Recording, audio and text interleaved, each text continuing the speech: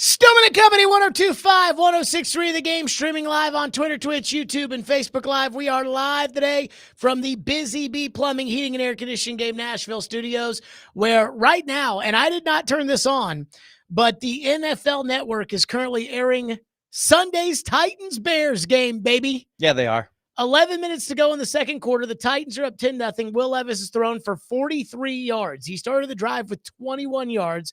He has thrown for 43 yards and would not eclipse 100 yards the rest of the day. So on Wednesdays, we usually have Chris Sanders at 2:45. Chris Sanders will be tomorrow because Will Levis has a press conference at 2:35 today. And while normally I'm not sure that Will Levis's press conference would be worth moving Chris Sanders and would be worth running and talking about and debating and everything else, this one's a little different.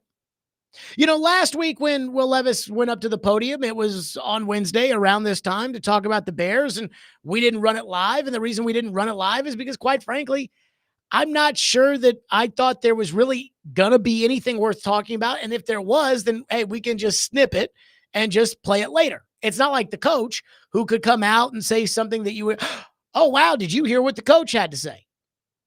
It's kind of like, if we were CNN and the president of the United States were speaking, we'd run that live.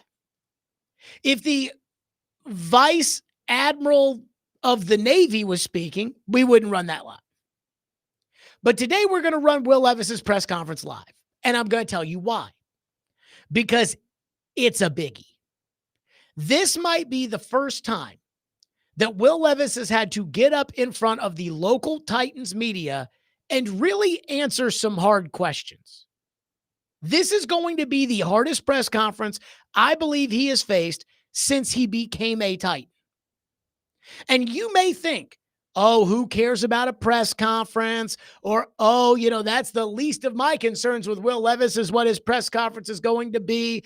But remember, quarterback's the kind of job where everybody on the team is keeping an eye on you. And on Sunday, his poor play let every single one of those players down. Now, it's not like he's the only one who had any kind of poor play. He's not the only one who screwed up. Jack Gibbons allowed them to block a punt that allowed Chicago to get right back in the game. That's not good. But Will Levis, on numerous occasions, had an opportunity to pick the Titans up off the mat and help them win the game. 2 missed deep balls, including one before the infamous blocked punt. We know what happened with the shovel pass. We know what happened with the 3rd and 6, throwing it short to Chigakonkwo. And so when Will Levis gets up in front of the media, he's going to be asked about things that happened last week against the Bears with having the benefit of having watched the tape. And what I wonder about Will Levis is not what's his answer going to be when he's asked about that stupid shovel pass interception that cost them the game. What I really want to know from this young quarterback is, does he really have the command of the entire operation? And I'm going to give you an example. Remember, Ryan Tannehill had a bad debut last year. Now, again, it was awful, and he threw 3 interceptions, and he missed 2 guys that were open. He missed Chig, and he missed Tajay Spears. But ultimately, I don't think that was as bad as Levis's performance, because it wasn't like Tannehill, in my opinion, had the game in his hands and just handed it to the other team. You know, again, Brian Callahan said, before the start of the 4th quarter, I looked at Levis and said, don't do anything stupid. And then he went out there and he did something stupid. But here's an example of last year when Ryan Tannehill had his bad debut and he kept being asked about the Saints and ahead of the game against the Chargers. And he got asked some questions and he was answering them. And if you remember, it was actually my line of questioning in which Tannehill decided, you know what, I'm just going to take command of this entire thing. And if you remember, the Titans were down by 4 late in the 4th quarter. and there was a 3rd down and 4 or a 3rd down and 5. I can't remember exactly the down and distance, but it was a 3rd and 4 or a 3rd and 5 or something. And he threw it to DeAndre Hopkins short of the sticks, and it set up a 4th and 1 or a 4th and 2. And Mike Vrabel decided to kick the field goal to make it a 1-point game. And I'm sitting there thinking, well, hold on. In that moment in time, I'm thinking he's got 2 plays to get 4 or 5 yards, however much it was. And I'm thinking he probably thought that too. He's probably sitting there thinking, hey, we can go short. If we don't get it, we got 4th down.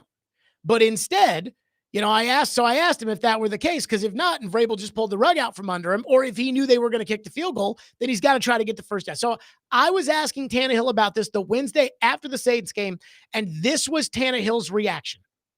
Ryan, did you know prior to the 4th down field goal to make it 16-15, did you know on that 3rd down that they were going to kick on 4th? No. So did you think you had 2 plays to get the 1st down? Guys, I just want to move on to San Diego. I'm not going to answer any more questions about what happened Sunday. What happened Sunday happened. I'm not happy about it. No one in this building's happy about it. But at the end of the day, it's over. We can learn from it. We can move on. And if you have any questions about LA, I'm more than happy to answer. And again, that was Tannehill basically taking command of what was obviously a situation that he said, I'm not happy about it. Nobody's happy about it, but saying, all right, enough. Like, I'm moving on. I'm focusing on this. We're moving on to the. And I don't know if Levis can do that. I don't know if Will Levis wants to be a great quarterback, and he would do whatever it takes in order to be one. But again, being the commander of the team, which is what you are the field general when you're the quarterback. It's so much more than just the desire to do it. It is a management position without it being a management position, if that makes any sense. He's not anybody's direct supervisor, but he's basically everybody's supervisor. So when he goes out there, is Will Levis going to sit there and dissect the Chicago Bears game? Is he going to show the confidence to sit there and put the loss on himself? Is he going to show, and again, set the tone for the team of what happened Sunday happened. It's over. I'm not happy about it. We're not happy about it, but we're moving on to the Jets. Does he have the confidence to do that in front of this local media? Because if you don't have the confidence to be able to do that in front of this local media, then I feel pretty good in saying you probably don't really have the confidence to go beat the Jets on Sunday. So this is a big one for Will Levis. This is a big speech. This is a confidence-inspiring press conference, and it's an opportunity to win back a lot. Well, I say a lot. I'm not sure you can win back a lot of what he lost on Sunday, but to start earning it back and get everybody to turn the page to the Jets. I don't know about you guys, but I haven't turned the page to the Jets. Sure, I watched the Jets on Monday Night Football, and I watched Mad Dog Russo go crazy about the Jets this morning on TV. And sure, we can talk about the Jets, but I'm still reeling from the lost opportunity Sunday and the fact that we're 1 game into the season, and I feel like we have the answer that the Titans do not have a franchise quarterback. So there's a lot of rebuilding that Will Levis has to do. And of course, what happens on the field is going to be the most important part of this. But Ryan Tannehill actually played pretty well in that Charger game the following Sunday. You could tell just by his actions. Yeah, I mean, we're getting back to work on this. I'm not happy about it. Nobody's happy about it. We're moving on. Can Levis do that today? Or is Will Levis going to get up there and talk about how he let the team down and dwell on the Chicago game and entertain every discussion about what happened? And, Will, what happened on the blitz here? And when you looked at the tape, what did you think there? And or is he going to say, yeah, I made a lot of mistakes on Sunday. Now I let the team down and we are moving on to the Jets. Is he going to come off as confident? When Will Levis started rubbing people the wrong way around the draft process, Matt Jones, Kentucky Sports Radio, said it, and he works at ESPN as well. Matt Jones said that Levis went to the combine and he had NFL people call him and say, hey, you got to tell him chill out a little bit. That's not confidence they're talking about. That's arrogance. I'm not expecting an arrogant Will Levis after that performance on Sunday, but I do wonder if we're going to have a confident Will Levis, because if you can't be confident in front of the local Nashville media, if you can't put on a presentation for everybody that says, hey, I screwed up, but we're moving on. We're focused on the Jets, and this is a very important game on Sunday. If you can't do that, you can't beat the Jets. This is a press conference that's upcoming this hour that needs to inspire confidence. So we shall see how he does. 615-737-1025 is our phone number, 615-737-1025 here on the program. Ian, what kind of Levis do you think we're going to get today? Do you think we're going to get an excited Levis? Do you think we're going to get a remorseful Levis? Do you think we're going to get a confident Levis? He'll come across as confident, I think so, yeah. But he'll be ready to move on to the Jets game. I don't think he will. No? No, I think you're going to get a therapy session. No, I think you're going to get a people-pleasing Levis. Not a confident, going about his business, moving on Will Levis. That's just my gut. Okay. Maybe. That's just my gut. 615-737-1025. Again, Will Levis speaking at about 2:35-ish. 615-737-1025. There is somebody out there who does not have confidence in Will Levis. And he might be the greatest coach who ever lived. What Bill Belichick had to say about the infamous shovel pass return for a touchdown. We need a good name for that, by the way. Yeah. People have been brainstorming that name. Okay. Have we got any good ones? Yeah, I think so. Robbie and Joe are rolling with Miracle Flick or Miracle Flip. Oh, like Miracle Whip? Yeah, like a play on mayonnaise. Yeah. Not bad. What Bill Belichick had to say, we'll do that next. Stillman & Company, 102.5, 106 for the game.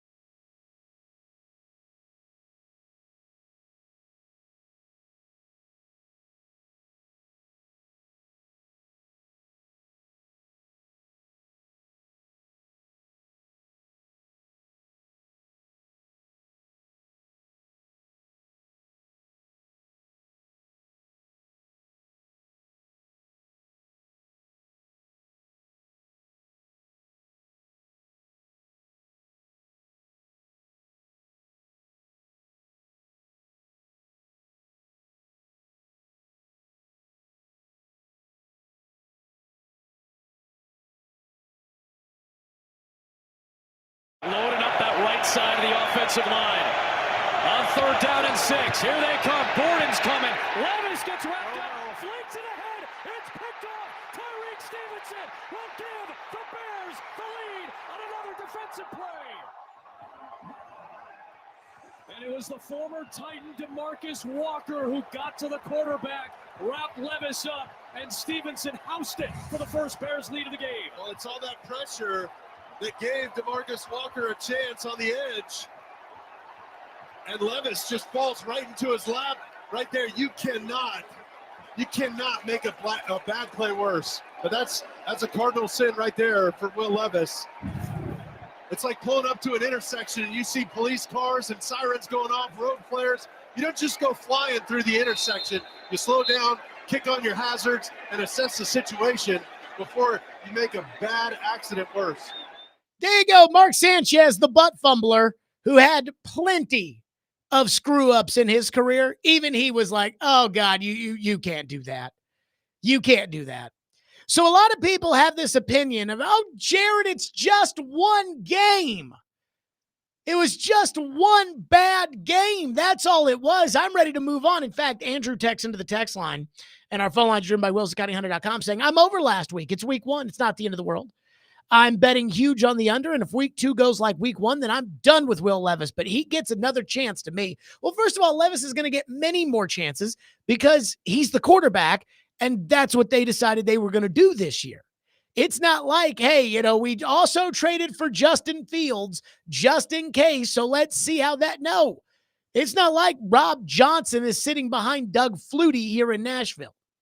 But again, the point that bothers me, and this is why it's not just one game, is because it was about the stupidity more so than it was about the way he played.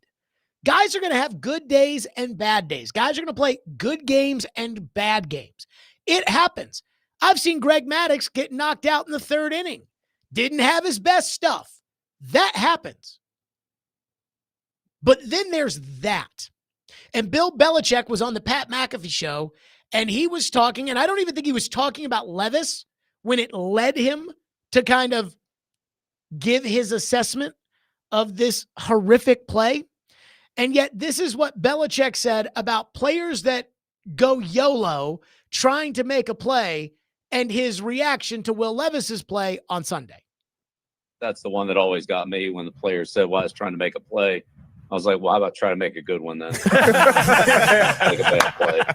Oh, yeah. So like the play that Levis had, where he gets out of the pocket, he flips the ball, underhand, backhand, whatever it was, and that's just, even if you hit it, what do you really have?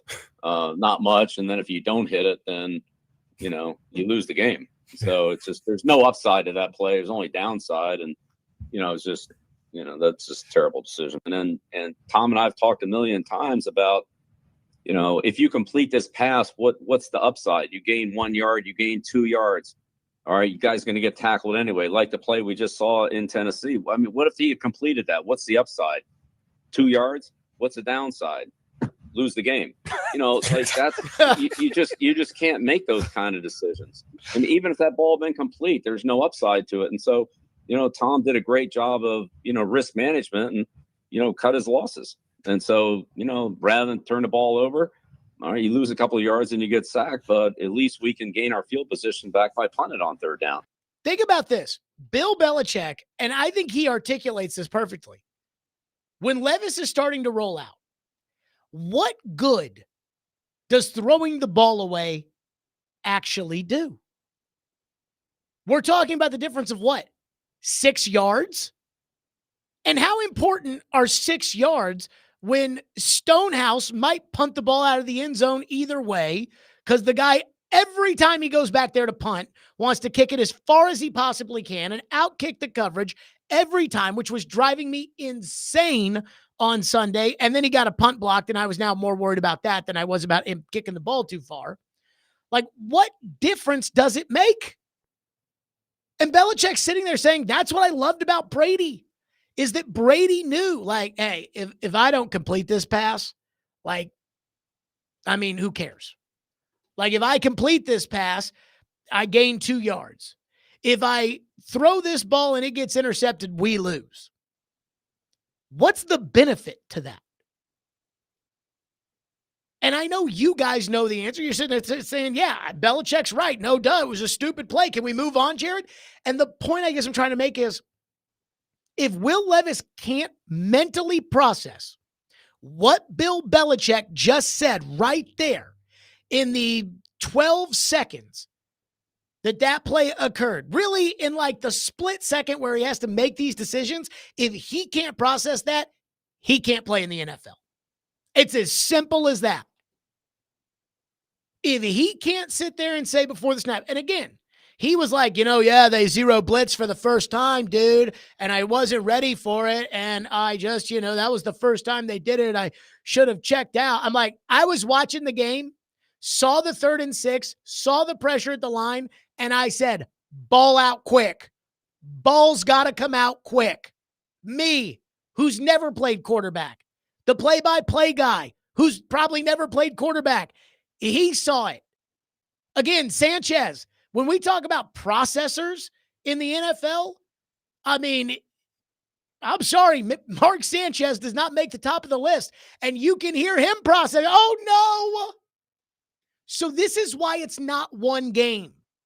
I did my hit that I always do every Wednesday morning in Louisville, and we were talking about Louisville's chances of making it to the playoff. And I was like, it's between us and Miami.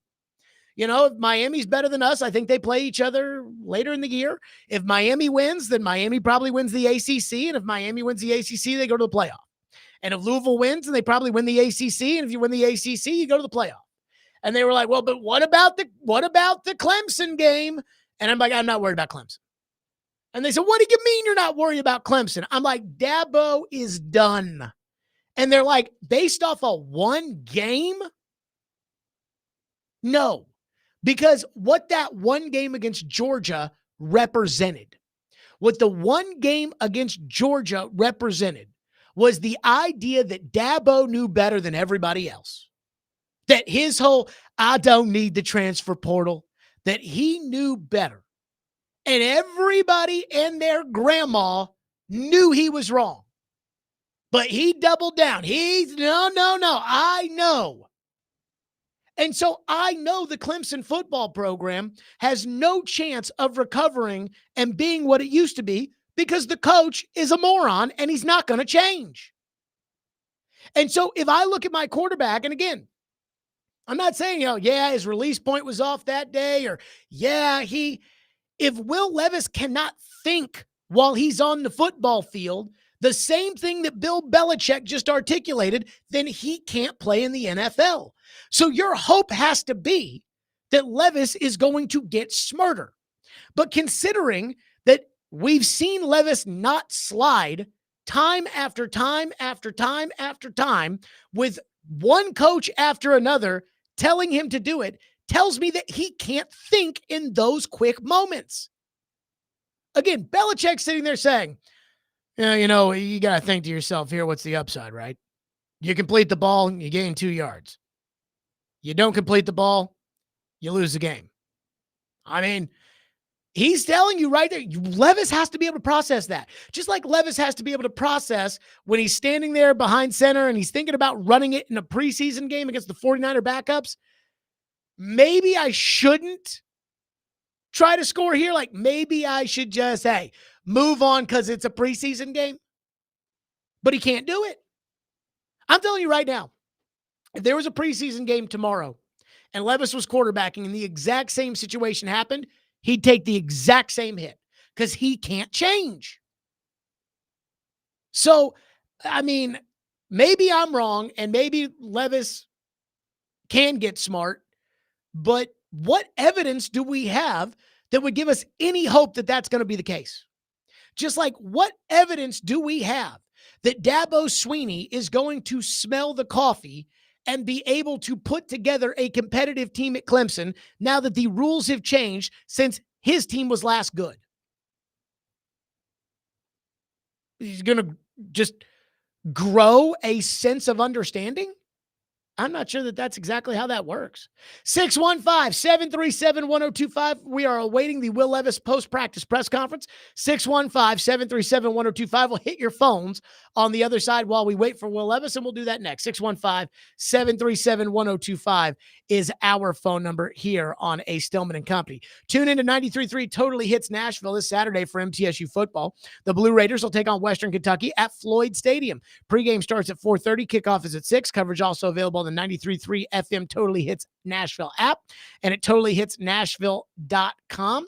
And be sure to tune into 94.9 The Fan today as the Sounds take on Memphis. First pitch, 6:35. Sounds baseball on 94.9 The Fan, presented by Twin Peaks Family Leisure, 5 Points Roofing, and Busy Bee Plumbing, Heating, and Air Conditioning.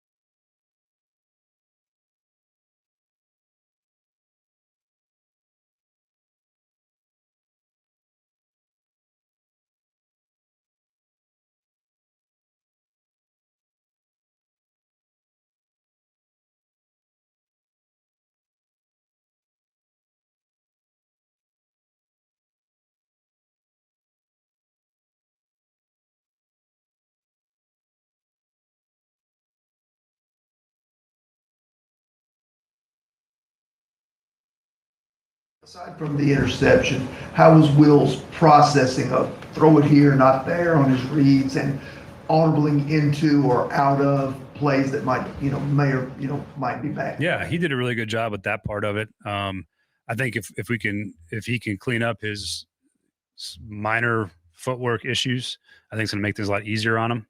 And I think that'll be the case. I think he knew what to do, how to do it, where to go with the ball. And then for the most part of that game, it was pretty spot on.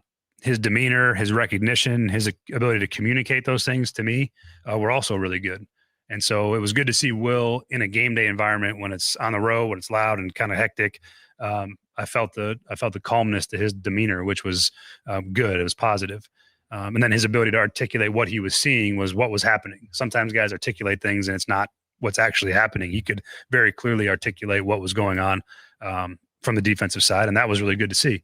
And so we'll just keep working through it, keep working through the process of the fundamental part of getting better. And I'm really feel good about that part of where Will was at on Sunday. That was the positive part for sure.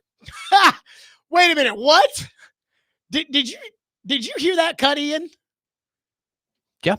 Like, did you hear what he's like? Hey man, I'll tell you, Will, his demeanor, his understanding, he came over to the sideline and, we were talking through things and the way he understood it, that really got me encouraged to see him in a game setting and see how he handled things. And didn't Brian Callahan say on Monday that he told him at the quarter break before the fourth quarter, nothing stupid. Don't do anything stupid. Run, punt, and we win the game. And then he went out and did literally the exact opposite. And now Brian Callahan is telling us, oh man, the way he processed the game on Sunday was excellent. I'm sorry, Brian. And I like Brian Callahan a lot. And I think he likes me. I have no idea. But I'm sorry. That's ridiculous. But again, he's trying to pump him back up. Some would call that toxic positivity. Phone lines driven by WilsonCountyHunter.com. 615-737-1025 is our phone number. Craig says, let's say that Will Levis is a bust this year. What are the best quarterbacks coming out of college in next year's draft if that's the case? Well, everybody says, and I'll have to take their word for it, but everybody says it's Carson Beck out of Georgia and Shedeur Sanders out of Colorado. Now, I want nothing to do with Shedeur because I think Shedeur is a little bit too small, and I think he represents everything bad about Deion Sanders, and I think Deion's coming with him. So even though Deion will stay the coach at Colorado, I laugh my ass off at all these people that are like, Deion's going to leave as soon as his son leaves. No, he's not. Deion's going to take every penny Colorado will give him. So he'll still be there, but every Colorado press conference will be a review of what happened in Shedeur's game. For instance, if Shedeur was Bryce Young and his team absolutely sucked and he's getting beat 30-0 at halftime and it looks like he might be a bust, you think Deion is going to sit there and let that happen and not opine on it? You know better than that. So I don't want any part of Shedeur, and I really just don't think Shedeur's that good. Carson Beck, I'm not in love with, but maybe you could convince me. But I do think there will be a guy who breaks out this year, a la Jaden Daniels last year, Joe Burrow in 2019, where going into the year, well, I had him going into the year, Todd. I had him going into the year as a 4th-round pick. Now he looks like he's going to go number 2 overall. Now you got to be careful because sometimes that's Daniel Jones. And when that's Daniel Jones, it was a little bit of a problem. So that one I'm not so sure about. One texter says, Jared, how long do you think the leash will be on Levis? And do you turn to Mason Rudolph or bring in another quarterback? Brian Callahan made a comment today about how you go into the season thinking you're going to be one thing, but then as the games continue to go, all of a sudden you have to change course. Now, I don't think there's a set amount of games where they say, okay, Levis is our guy and Levis keeps screwing up and then, okay, enough's enough. But I think it would be like Desmond Ridder last year with the Falcons. The Falcons went into the season last year thinking that Desmond Ridder was going to be their guy. And they didn't go get a good backup because they didn't feel like they needed to go out there and prepare in case Desmond Ridder sucked. And by week 7, when they played the Titans, they pulled him out of the game at halftime. And they had a 6-6 team going into December of last year. And they didn't make the playoffs with the 11th ranked defense, and Arthur Smith got fired. So I don't know. I guess if Levis doesn't work out, I'm thinking week 7, week 8. But even then, when you go to Rudolph, what good is that going to do you? Rudolph's going to win games against bad teams, and he's going to lose against anybody good. And so you'll win 6 games because of it. And now you're back to picking 8th. And you can't pick a quarterback or pick a great player. One texter texts in and says, Ewers, the Texas quarterback. I love Quinn Ewers. Remember when we were talking about the list this offseason, and I said, I mean, I'm not in on Jackson Dart, and I'm not in on, there was some other quarterback who I think maybe plays in the ACC. I can't remember. And I was like, no. But Ewers, I love. He was my preseason Heisman Trophy winner, and he has done nothing to discourage that so far this year. I am a Quinn Ewers fan. One texter texts in and says, and I did not hear this morning. I did not hear PK on Robbie and Joe. Matt from Fairview says, care to comment on PK, Paul Karski, saying you are making dangerous takes on players? Do we have an example of that? I can't remember who specifically they were. So you heard that? Yeah. Okay. What did he say? I can't remember who they were talking about. It was one of your was it Skoronsky? I can't remember who. Skoronsky stinks. One of the players. Vingan's got these nerd stats that he sent me that I haven't even read that say that Skoronsky stinks. Trevor came on the show yesterday. But he called it dangerous the way you, I don't know, I can't think of exactly how to put it. Just your takes on the players and your evaluations that they were dangerous and grow a nutsack, Paul. giving Seriously, people, you know, you listen the to this show wrong every day. idea. Do you think that this is dangerous? Me? Yes. No. Yeah. Dangerous? No. So grow up, Paul. Maybe he was just a little worried about the misinformation. What misinformation? I don't know. I told everybody last year, I was like, guys, I think we got a problem with Skoronsky. And everybody was like, no, Jared, no. Then I go to training camp. I'm like, guys, I think we got a problem with Skoronsky. And everyone's like, no, Jared, the coach says he's doing well. The coach just said Will Levis processed the game well on Sunday. So I don't give a rat's ass what the coach has to say. I'm watching practice. And I'm watching practice, and as I'm watching practice, I'm watching Skoronsky get beat by these nobodies with Seattle, and I'm like, I'm sorry, when you draft a guard with the 11th pick, isn't he supposed to block the guy in front of him? I don't know technique. Like, I'm not Trevor. I cannot sit there and say, like, oh, yeah, he needs to lower his butt, and he needs to angle his knee, and he needs to strike his palm into the breastplate, and I don't know any of that. I know the job is to keep the guy in front of you, and he wasn't doing it. And then everybody told me I was wrong, and then he gets out there in the first game, and it's the exact same stuff that was happening last year. Today, the coach was sitting there, and he was talking about it. He was like, well, we're really good with run blocking, but we're not very good with pass blocking. Guess what? That's a problem. That's like the elevator goes down, but it doesn't go up.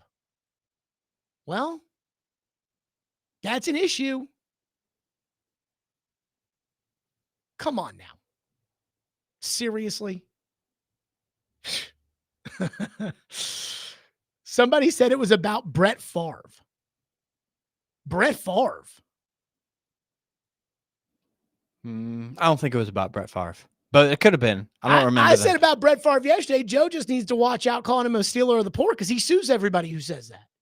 He sued Pat McAfee. He sued Shannon Sharp, who apparently on Twitter during the break, I just found out Shannon Sharp accidentally went live while he was having sex on Instagram. Accidentally, huh? That's what the Dove Kleineman, that aggregator account, said that Shannon, again, I don't know any details other than reading that tweet during the break. But he said that Shannon went live while having sex on Instagram, and then Shannon said his account was hacked.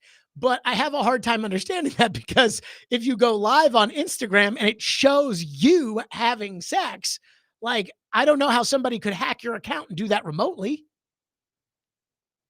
Don't ask me. I mean, I'm just saying, like, whatever. Do we have any idea when Levis is supposed to be at 2:35 and Levis?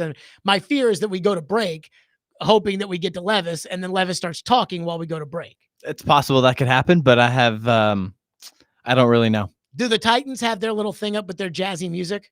Yeah, they do. Yeah. Okay, But so that's a sign. It's been that way for approximately over 10 minutes. I do like that jazzy music, honestly, though. I mean, it's not bad. And they've been doing that for like the last 6 years. And So that's been going on for about 10 minutes. So they're in a little bit of a stall pattern. Not sure. Somebody texted and said, I think you did say that Skoronski had big feet. Yeah, they played that. He has fat feet. Yeah, they played that today. He can't move. Am I supposed to apologize for that? I mean, that's rich, too, that Paul's like, oh, no, Jared. Oh, no. Whatever. Well, it looks like some of the practice videos are coming out post-practice. So you think we should keep it here? I'd imagine they're wrapping up or they are done. All right. Well, then we'll get more phones. We'll do more of your phones. 615-737-1025 is the phone number. 615-737-1025. The text line's very happy about something I said. Chase is not as happy about the something that I said. Sounds about right. One texter said, do you think Callahan or Carthon get fired if the Titans are drafting top 10? Let me just say this. Let me look in the camera right here. With this owner over the last 3 years, anybody could get fired on any given day. I mean, it could be anybody. I love him, and I hope nothing ever happens to him, but she could haul off one day and fire Mike Keith after a loss. He didn't scream sack loud enough. And she could, I mean, that's just the reality that we've lived in the last couple of years. And so do I think Callahan or Carthon get fired if they're drafting in the top 10? I would say no for sure on Callahan, but I can't say sure.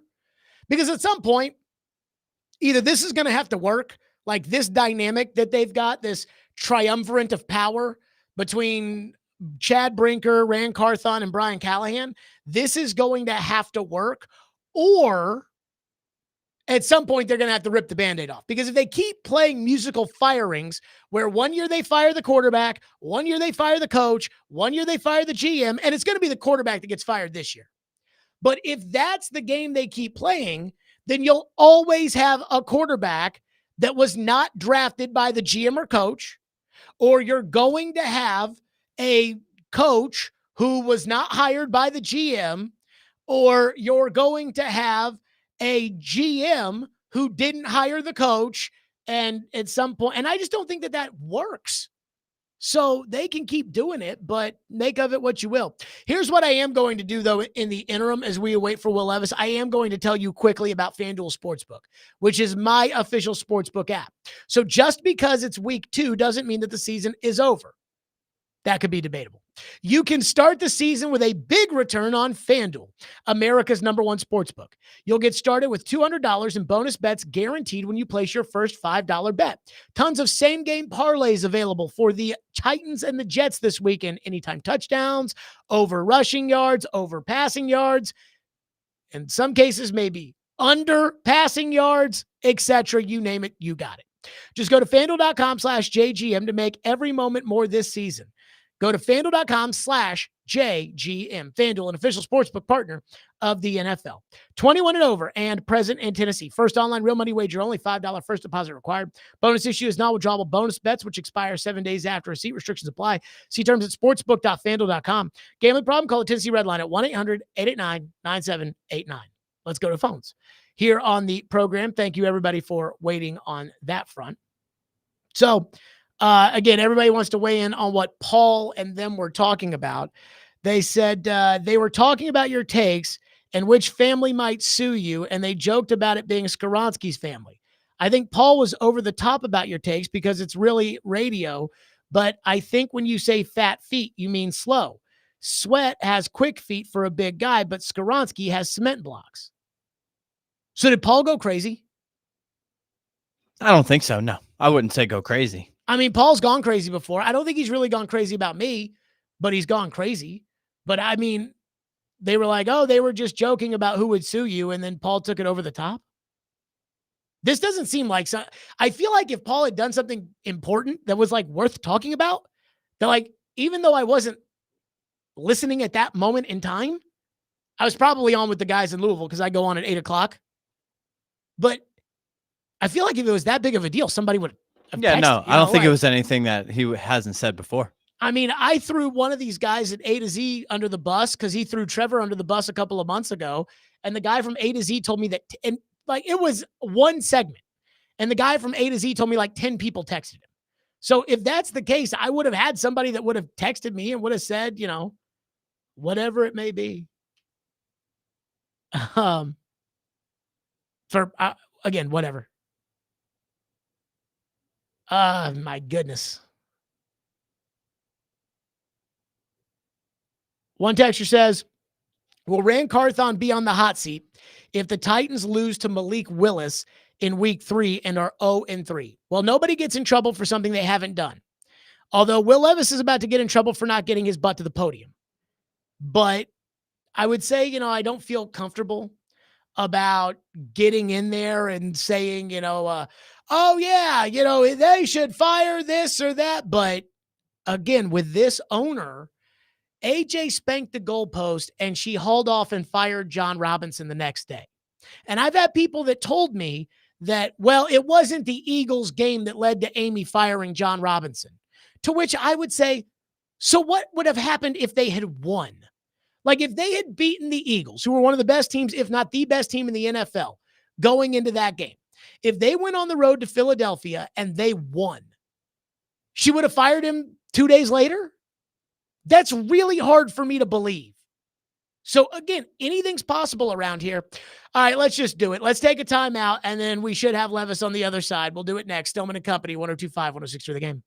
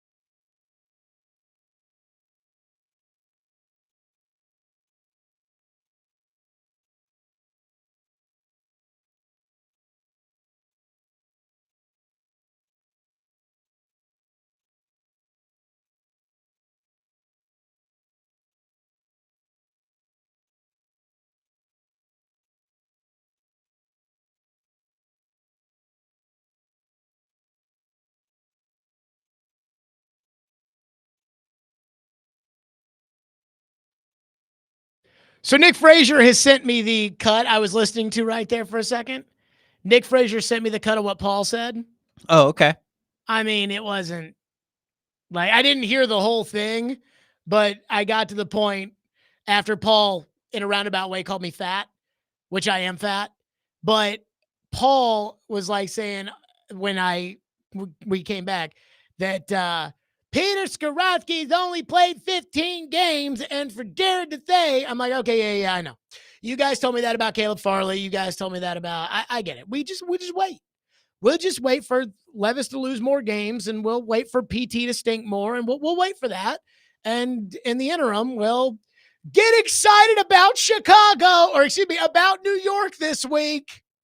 Yeah, let's get excited about that. Woo! I mean, I don't know what to say. Like, you watch a guy stink for an entire year. Everybody tells you the guy doesn't stink. They swear up and down that he doesn't stink. And you're like, okay, maybe he doesn't stink. And they bring in a new coach, which, by the way, Paul said it was dangerous last year when I said that they needed to get a new offensive line coach because Mike Munchak helped Floyd Reese when he was general manager, helped him decide which offensive lineman to draft. And all those offensive linemen that they drafted and were coached by Mike Munchak were really, really good. And Paul said that that was dangerous, that I said that because there was no way that Jason Hodeling had that kind of input on the offensive linemen. And then the Titans went out and got Bill Callahan, and it was like everything that I had been preaching about Munchak was now the good things about Callahan. But again, go back to Skoronski. He was awful last year. We made every single excuse in the book. The appendectomy, the guys that he was playing next to, the fact that he was a rookie, the fact that the coach stunk. We went through all of that. And even I said, okay, fine. Like, surely he'll be better than he was.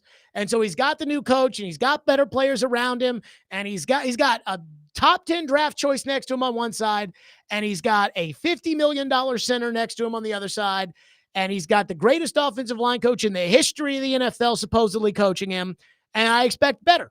And so when I get the exact same as before, when you've changed everything else, why should I not be able to look at this and say, kind of sucks?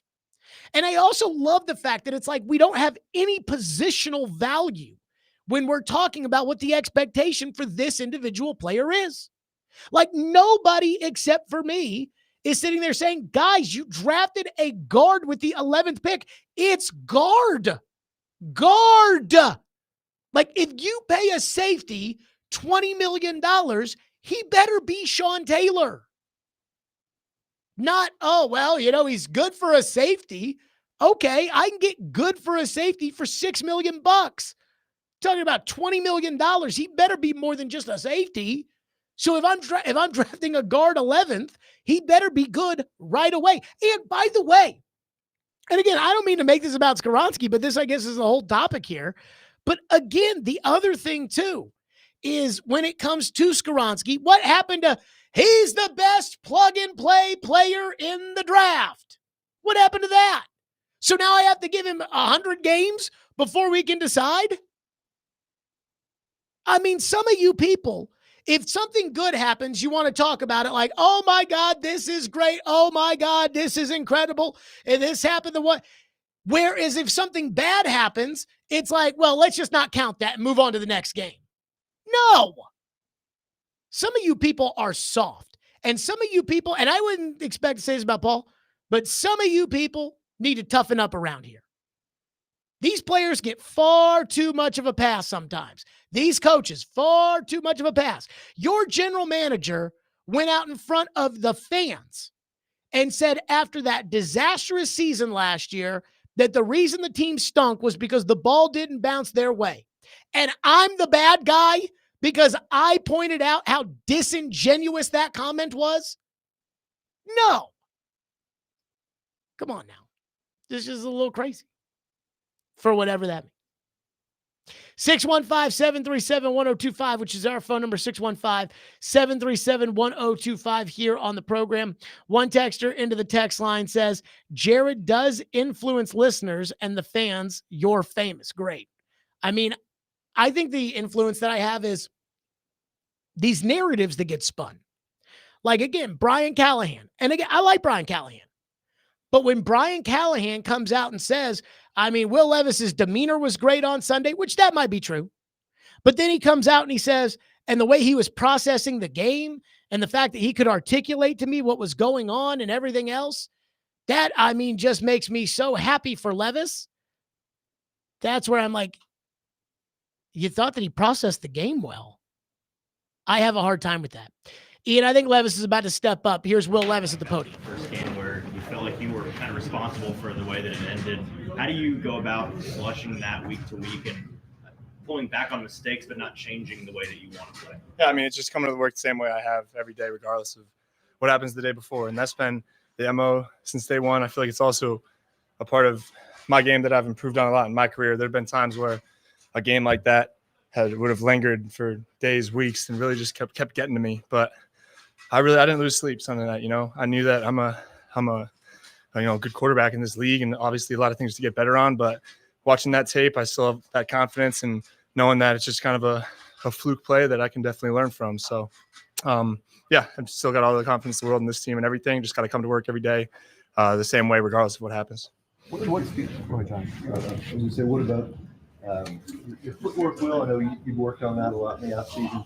Did you feel good about it in an opener, or did you feel like there's some times where you kind of went backwards a little bit? What were your thoughts? I felt really good. I think in the beginning, I think maybe that first third down, I got a little bit, wasn't like in the timing, or at least kind of like how my base was feeling at that point. And I can remember one other time where I moved off my base, sliding left in the pocket where I didn't need to. But other than that, I felt clean. I felt good in my base. I felt like I was delivering clean, accurate balls. Like, I guess for the team, you think putting Sunday behind you, turning the attention quickly to the Jets, and maybe what's the challenge this week? I think it's just staying positive. I think that's definitely something we all need to remind ourselves with. It's easy to kind of groan and get down and complain after a tough game like that, but I've been really impressed with how the guys have come into the building the last couple of days, flushed it, instilling confidence in me, letting them know that they still got my back, which is great to feel and hear as a quarterback, especially after the tough end of that game.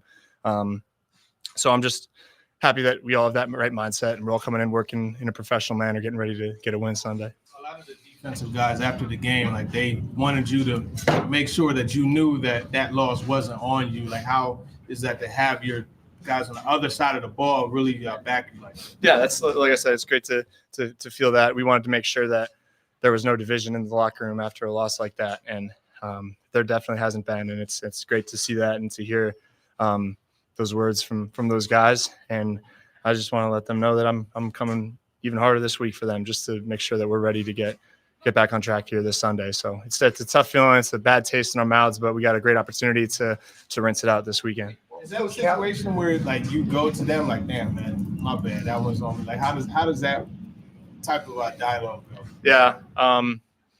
No, I think after that game, it wasn't really anything. I wasn't going around the locker room. I think they all know that it's something that it's not the best decision on my part, but it's something that I can learn from. And there's, as Coach said, I'm going to put it on myself, and I still feel like it was on myself. But there's a lot of people that we know as just a whole team, as a whole unit, we can get better. And how if we want to win a championship, then we got to get better across the board. So it's great to know that we just have the personalities and the maturity in the locker room to be able to move on from those things, not point fingers and not let it linger on.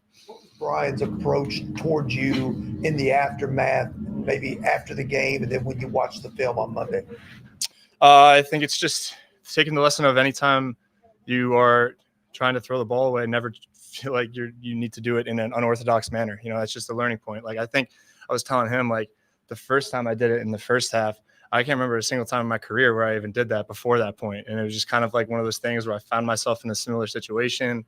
It worked before. It was just weird how it ended up working out as I was getting hit. But just that learning point along with the movement thing. But we know just from the tape also too, even though there's a lot of things to clean up, especially just from an operational standpoint and making sure that we're staying on schedule and first and second down, that we still have a whole lot of confidence in this offense and in this team. So there's a lot of great things to take from it. But yeah.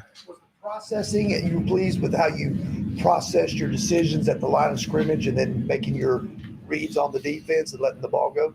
Yeah, for sure. No, I think that other than, I could think of a few plays from a quarterback play standpoint, whether just, missed go ball or an operational thing that I could have fixed. And then obviously that interception. Other than that, a pretty clean operation, good balls for the most part. But just got to keep working to get better and be even more clean. From last year and from preseason, on this that we're talking about, you'll learn from the throw. From last year and from the preseason, with you not sliding and taking some hits, you've said you'll learn from that, and you dove into contact in this game rather than showing that you've learned from those things. So can you understand that there's some doubt about I'll learn from it based on the fact that the one example we have, you haven't shown that you've learned from? Yeah, I think it was I was looking forward to putting that on display a little bit, but I think the couple opportunities where I did have the ability to pull it down and try to get that first down, I just felt like it was right in that area where if I slid, I wouldn't have got it, and I just needed to just be able to fall forward for a couple more.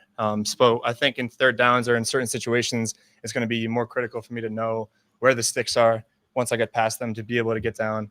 And so I'm not just guessing and hoping that I need a few more or thinking that I need a few more before I get the first. But no, it was something that I was thinking of. But I just think it was just those couple weird situations where I thought I needed a couple yards to get us that first. Brian said there was no yelling at you about the mistake or at any of the guys who made mistakes in this game, but that there come times that he and guys on the staff will yell at guys.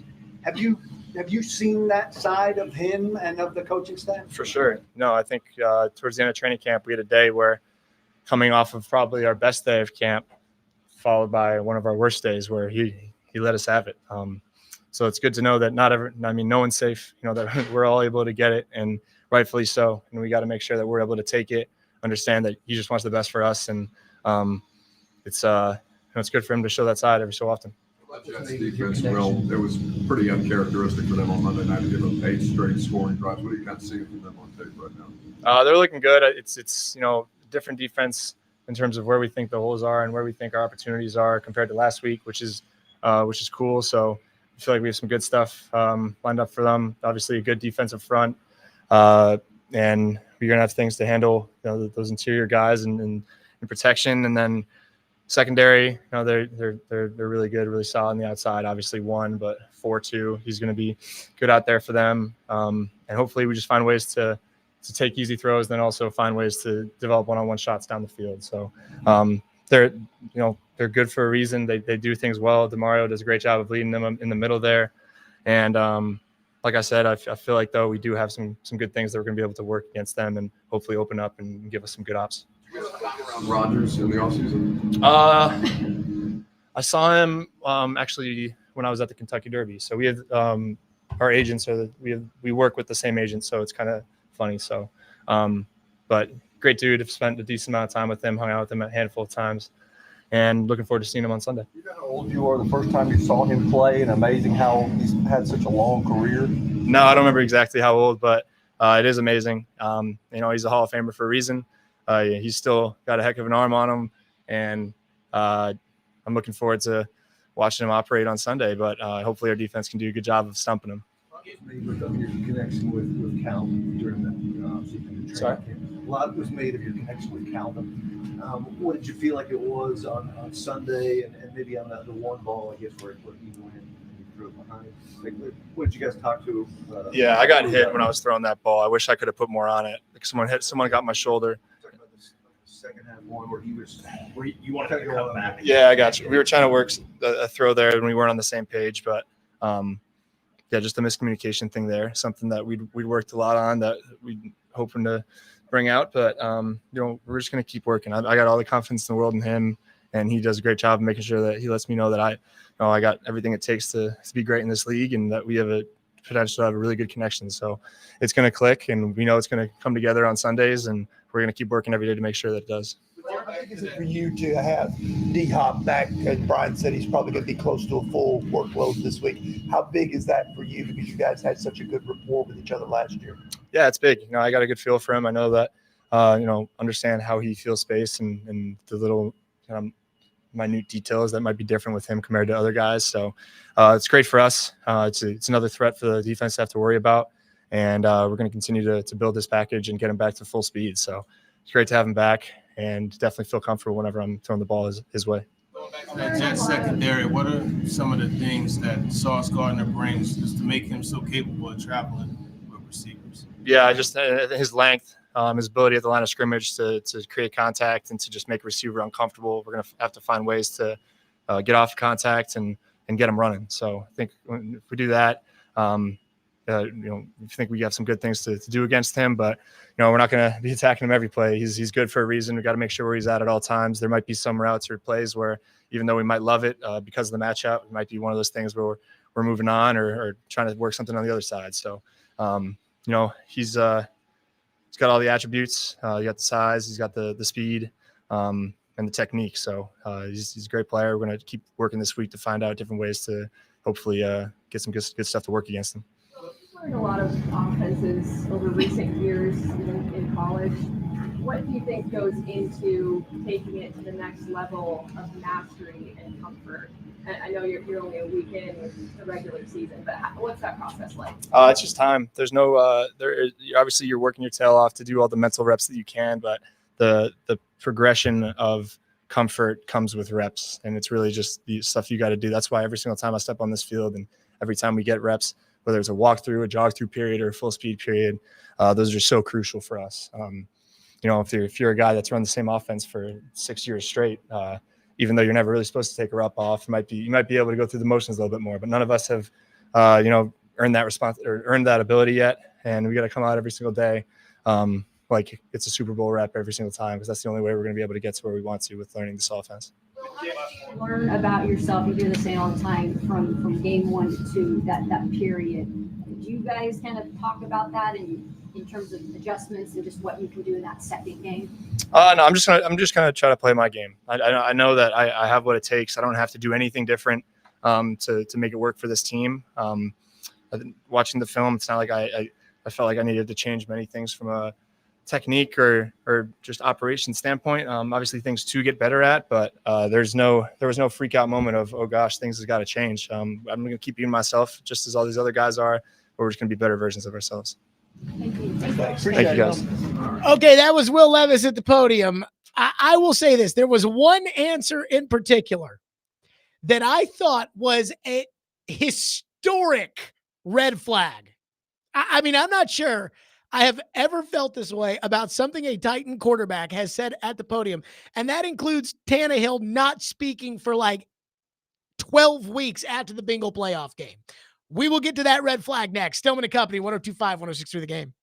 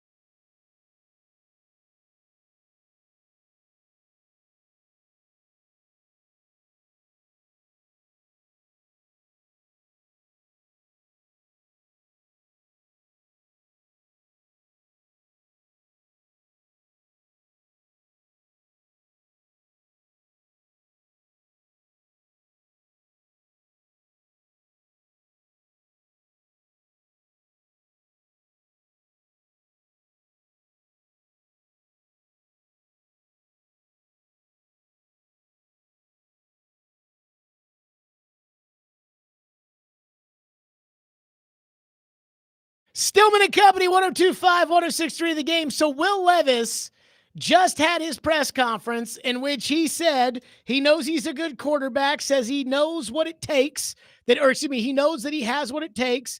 He said that when he decided not to slide, it was because he wanted to make sure he got the first down, which I think is a serious red flag in decision-making.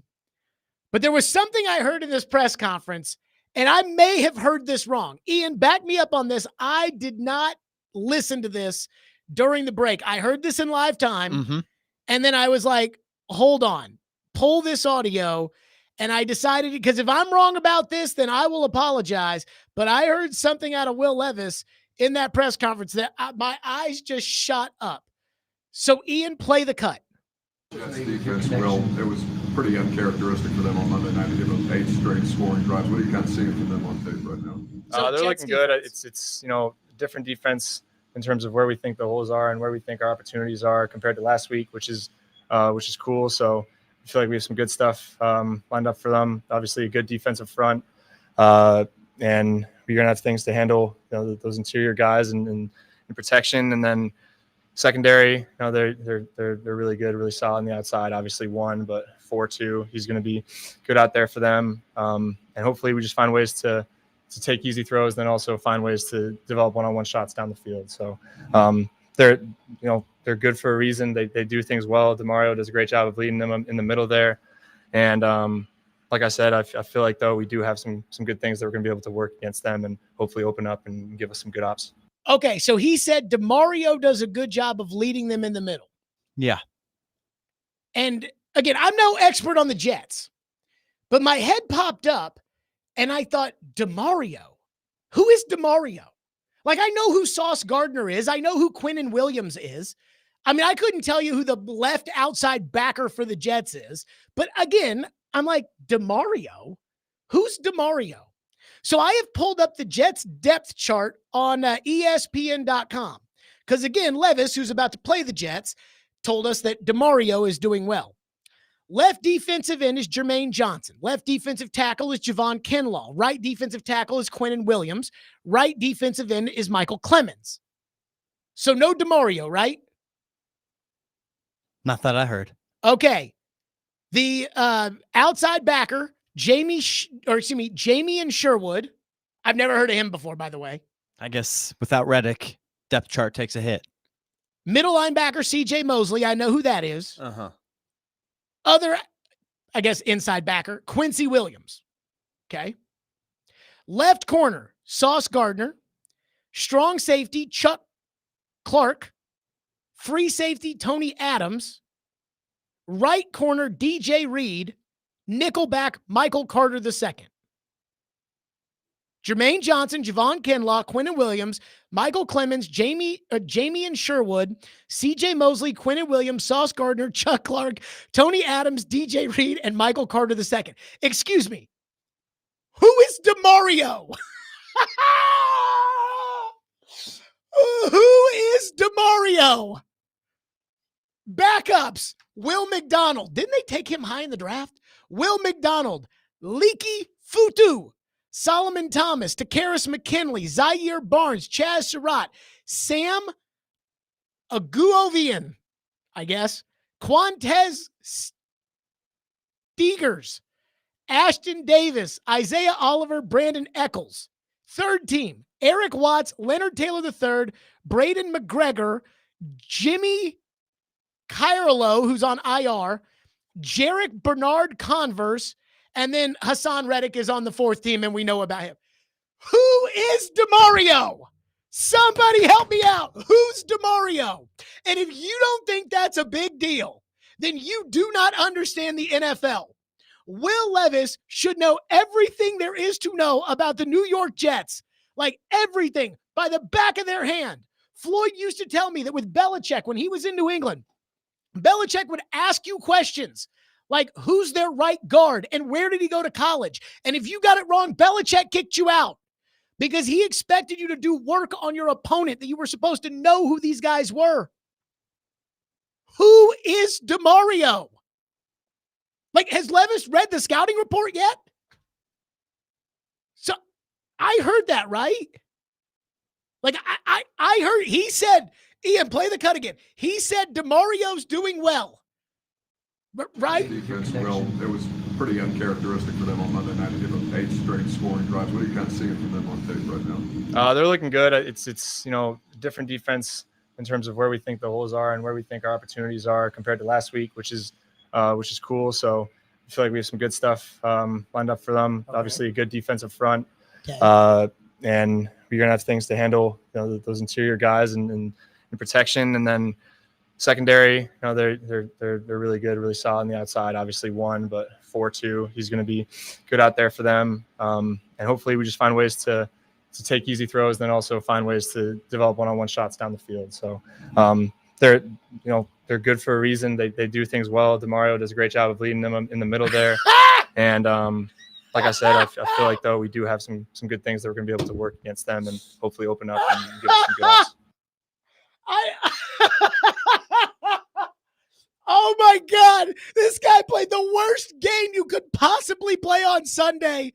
The guy's a joke across a Terry Bradshaw is ripping his ass on TV after the game. And so you would think that, you know what, I'm going to do my best to get ready for this game. I'm going to show him. He doesn't even know who's on the other team. It's Wednesday. They practiced today. Like, they just got done with practice where they're installing the game plan for the Jets. He's the quarterback, and he doesn't even know who's on the Jets.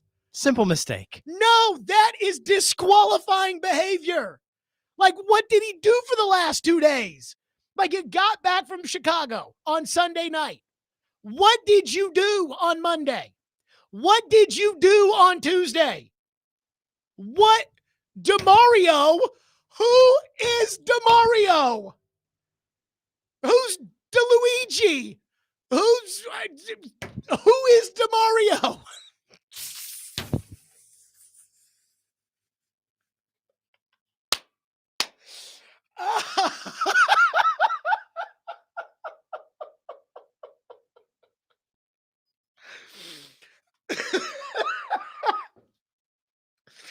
Oh my God, I hate being a Titan fan.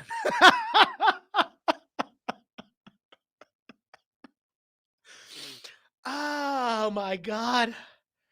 I'm like, again, I don't know anything about the Jets. I watched the game on Sunday. On Monday night. I kind of watched it. I watched it. I was on my phone. I was whatever. I watched it. And and so what do I know about the Jets? But he said Demario. And I looked up and I'm like, who is Demario? I'm like, is there a Demario? I'm like, I don't know. I pull up the depth chart. They don't have a Demario on the team. But do they have a Demario on offense? Let's see. Aaron, Brees, Garrett, Mike, Allen, Tyler, Tyron, John, Joe, Elijah, and Morgan. That's the starting offense. Tyrod, Braylon, Xavier, Malachi, Irvin, Jeremy, Olu Fashanu, forgot about him. Jake, Xavier, Wes, Carter. That's the second team. Jordan, Isaiah, Malik, Marcus, Brendan, Max, Israel, and Kenny. Let's go to special teams. Greg, Thomas, Xavier, Thomas. They do not have a Demario. They don't have a Mario. They don't have a Demario on the team. I didn't see one on the coaching staff. I had to look, but maybe he was talking about the defensive line coach. No, not the defensive coordinator either. Lots of Todd Downing, Keith Carter, but no, I didn't see a Demario on the staff either.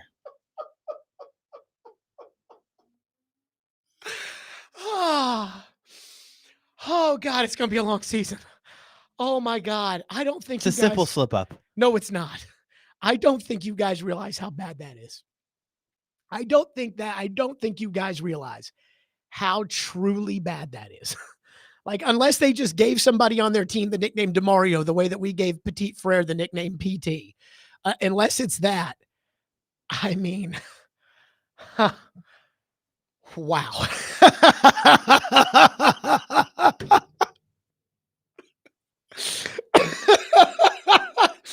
Demario.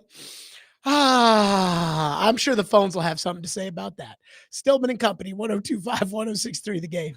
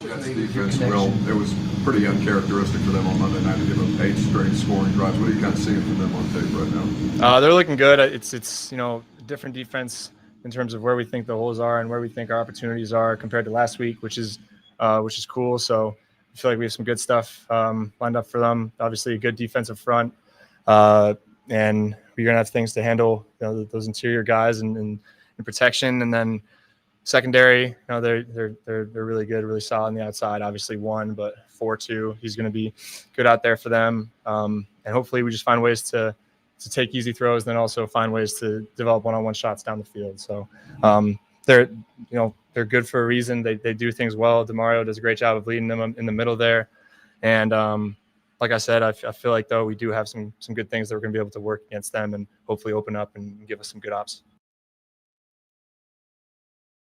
That was an all-timer. Demario. Demario leads them in the middle. The Jets do not have a Demario on their football team. And everybody has texted in and said he's probably talking about Demario Davis, who now plays on the Saints. I think I would know about Demario Davis probably more than most would. Demario Davis has not played on the Jets since 2017. Will Levis graduated from high school in 2018. That's who he's talking about. By the way, he said that they have to look at number 42.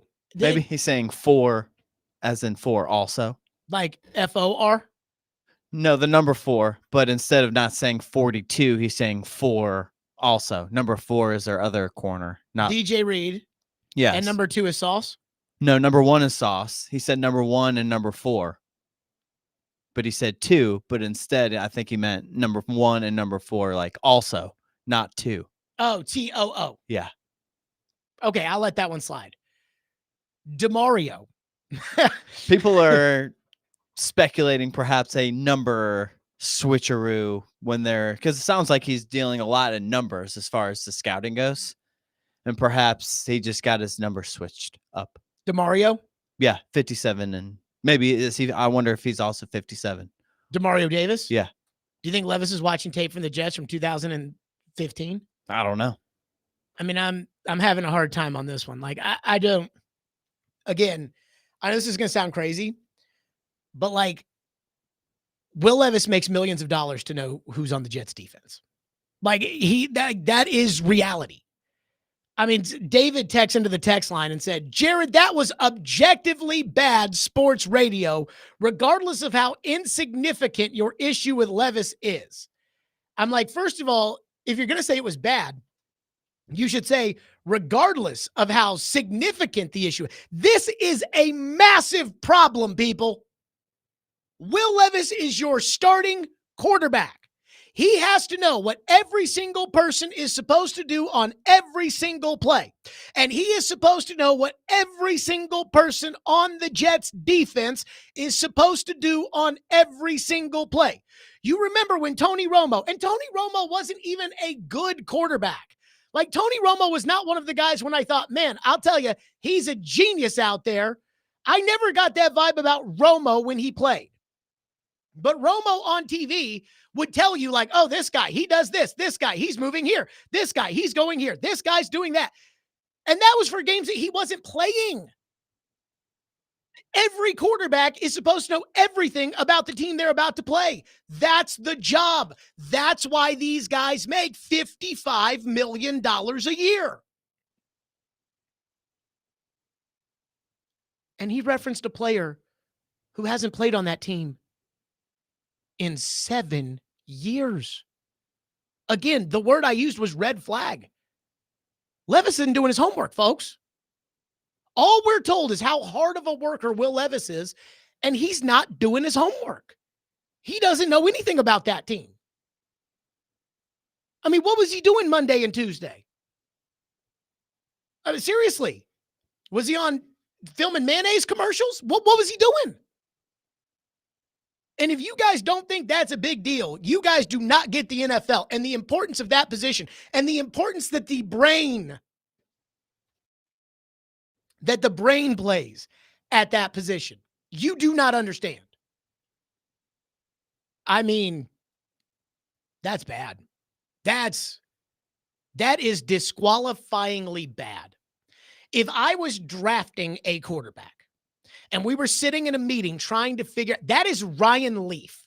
If we were sitting in a meeting, do you think Peyton Manning would ever not know? Like, Stephen A. Smith years ago got criticized because there was a Chiefs-Chargers game that they were talking about on First Take, and Stephen A. was talking about how important Hunter Henry was going to be, and Teddy Bruschi, who was in the box next to Stephen A., his head just all of a sudden was like, wait a minute, what? He's like, no, he's been on IR all year, and then Stephen A. referenced somebody who was on the other team. And, like, Stephen A. got made fun of for forever.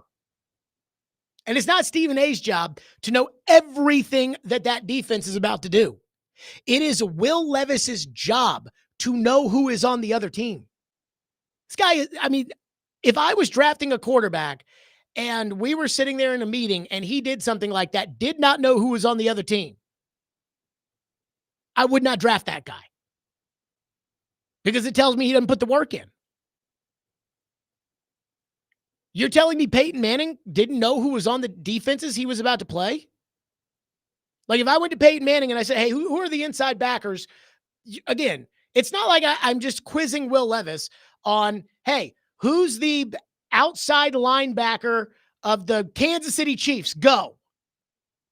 This is the team he's playing on Sunday, and it's Wednesday, and they've already installed the game plan, and he doesn't know who's there.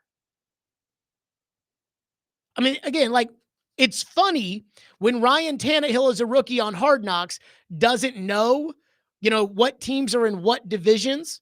So he gets asked like AFC North and he says the Giants, and it's like, ha, ha, ha. But I can promise you, Ryan Tannehill, when he was quarterbacking on Wednesday, knew who was on the other team on Sunday. Holy crap, what a disaster. This season is going to be a disaster. Like, this is bad. And like, Jared, I mean, well, why? How's it going to be so bad? You saw on Sunday when stupidity rules the day, you saw what happens. Demario. Unbelievable. 615-737-1025. We'll get to your phones. 615-737-1025. Stillman and Company, 1025-1063 The Game.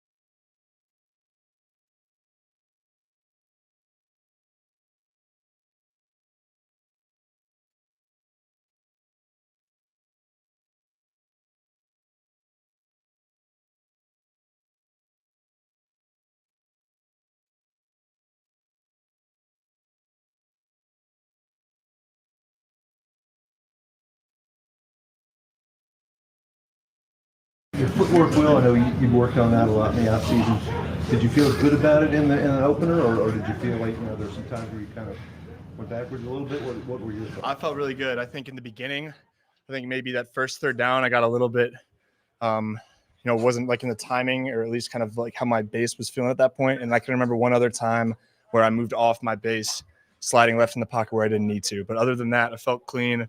I felt good in my base. I felt like I was delivering clean, accurate balls. Felt like I was delivering clean, accurate ball. Felt like I was delivering clean, accurate balls on Sunday. Ian, you watched the game on Sunday, did you not? I did watch, yeah. Did it feel like he was delivering clean, accurate balls on Sunday? Not all the time, no. Didn't feel like it was accurate to me. Again, this is a guy. We have the TV up right here. It's 15 of 24. So the death pick is about to come. And like the NFL Network has the game from Sunday on, and it's 17-16 Titans. It's the third and 6. So the death pick is about to come. It's 15 of 20. Yep, 16 of 25. I don't know how accurate that is. 105 yards in the fourth quarter. That was the stat I saw that made me turn to my dad and say, I think he might be a backup. Because I'm like, 105 yards with 7 minutes to go in the fourth quarter. And then the next play, he threw third down, 3 of 6 for 26 yards. Way to go. Good, accurate balls. Accurate balls. Okay. Yeah, balls. That's the word. I'm telling you, I don't know what to, that press conference between saying that he knows he's a good quarterback when everybody across the country thinks he's not, from him saying he was delivering accurate footballs, to saying that it was good that there's no division on the team. Again, if there was division, it would be towards him, which, by the way, Kaylin Kaler at ESPN texted me on Sunday because she was covering the game for ESPN. She texted me a Jeffrey Simmons quote that basically said, we did our job. So I don't know if that's actually true or not. Let's see what else he was asked about how he says he needs to learn how to change, and he was asked about sliding, and he said, well, I didn't slide because I needed a couple more yards to get first downs. Again, what's more important, getting a first down in the Chicago game or getting your kidney lacerated and being out for the year? I mean, which one's more important? That's why sometimes it's just better off sliding. Then we had Demario on the Jets. That was one that I think was important. And let's see, anything else stupid? He says he knows he has what it takes, which maybe he does. I don't know that he has that. Phone lines driven by WilsonCountyHunter.com, 615-737-1025. Gary has been waiting patiently on Will Levis. Gary, go ahead. Hey, Jared, I want to ask you a question and get your wisdom on it, but I want to elaborate on a question too. When did football become about looking for a franchise quarterback and not about winning football games? The Steelers had Terry Bradshaw. They benched him for Jefferson Street Joe. Then they benched him for Terry Hanratty, and I think that made him get better. Then Chuck Noll wanted to win games. Cleveland been doing this 20 years and went through 10 coaches and number one pick after number one pick. The Titans would be 1-0 with Mason Rudolph, guaranteed. So you're going to give up this whole season just to see this mayonnaise-eating dude trying to win a game? But, Gary, how many games would the Titans win for the entire season if Mason Rudolph was the quarterback? Well, they'd be 1-0 right now, which is in way better shape. Gary, and I'm not even arguing. And I'm not even arguing. Gary, I talk. I'm not arguing with you that they would have won if Mason Rudolph played quarterback on Sunday. But, again, I'm asking you, what do you think their record would be if Mason Rudolph was their quarterback? I would think it'd be 10 wins. Last year, the Steelers had no offense, no continuity. They put him in, won 3 games. He had the highest pass rater.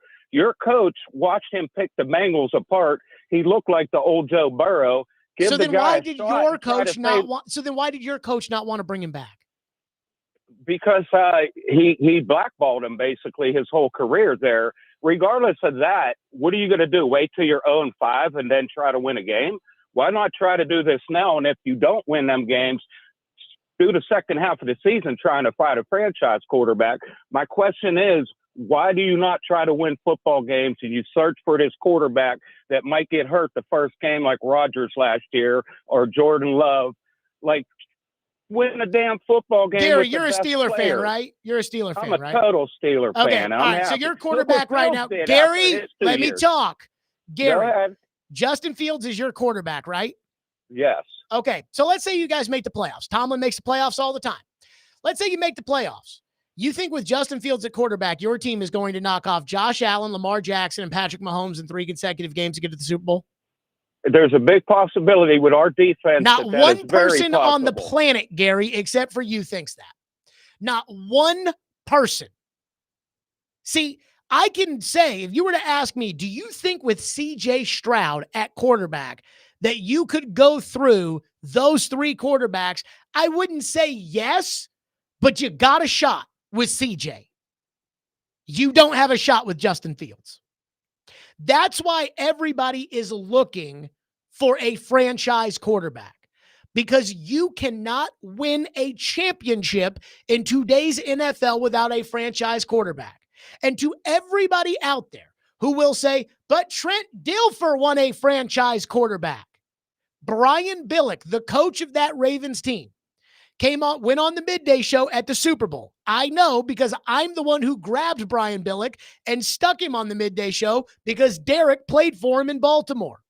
I'm the one who had to give Brian Billick his phone and his credit card because he left it at the table after it was over. So I know what happened. And Willie asked Brian Billick if you could win a Super Bowl in today's NFL with Trent Dilfer at quarterback, and Brian Billick, the guy who did it, said no. So you can't win a Super Bowl without a franchise quarterback. Even Joe Flacco, who's not a franchise quarterback now, was at one point for a decade the Ravens quarterback.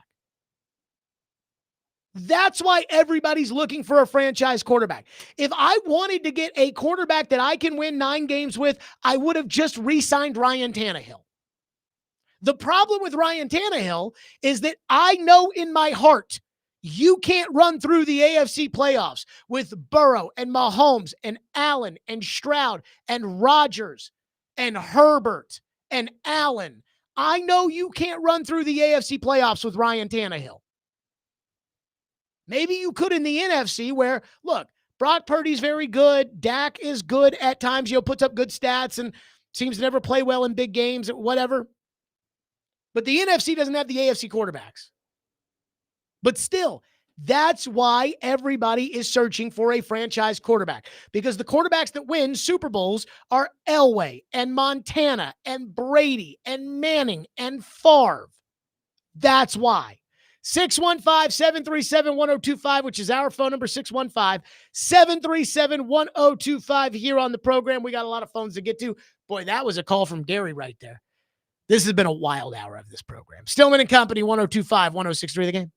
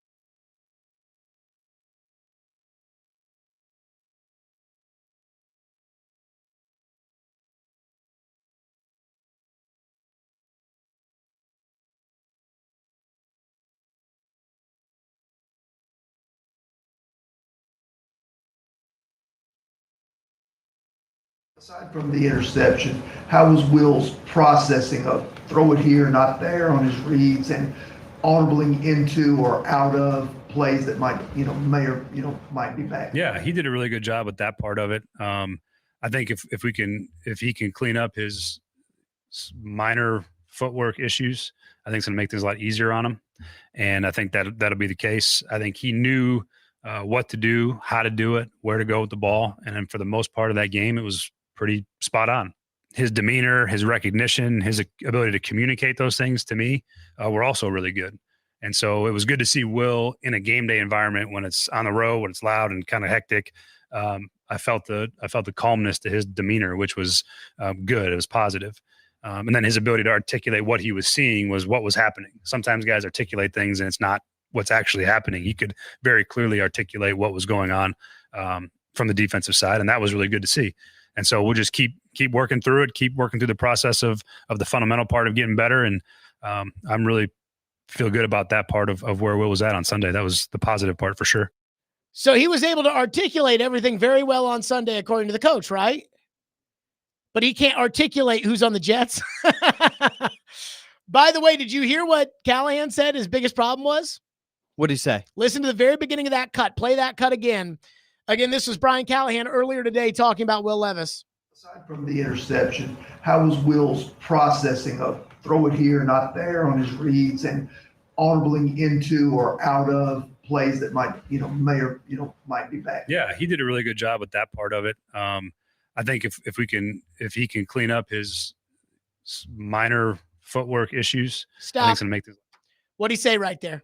Footwork issues. What did Levis say about his footwork 20 minutes ago? That it was good. I mean, seriously. Like, I cannot with this group. One guy says the footwork's bad. The next guy says the footwork's good. One guy says, oh, nobody works harder than Levis. And he gets up at the podium. He talks about Demario on the Jets. They don't have a Demario on the team. I mean, talk about bull crap. I mean, seriously. Phone lines driven by WilsonCountyHunter.com. One texter says, could it be that Will Levis misspoke? Also, Aaron Rodgers had 78 yards with 6 minutes left in the third quarter. It's the first week.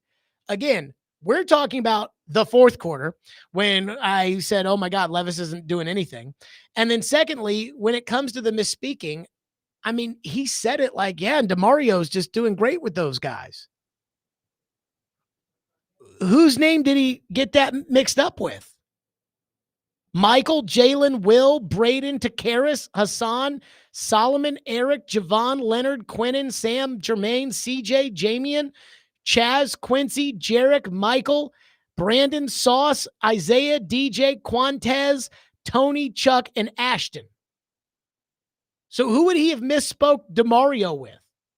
There wasn't a Demario on the Bears. I mean, I would assume he's not looking ahead an extra week. So how could he have misspoke?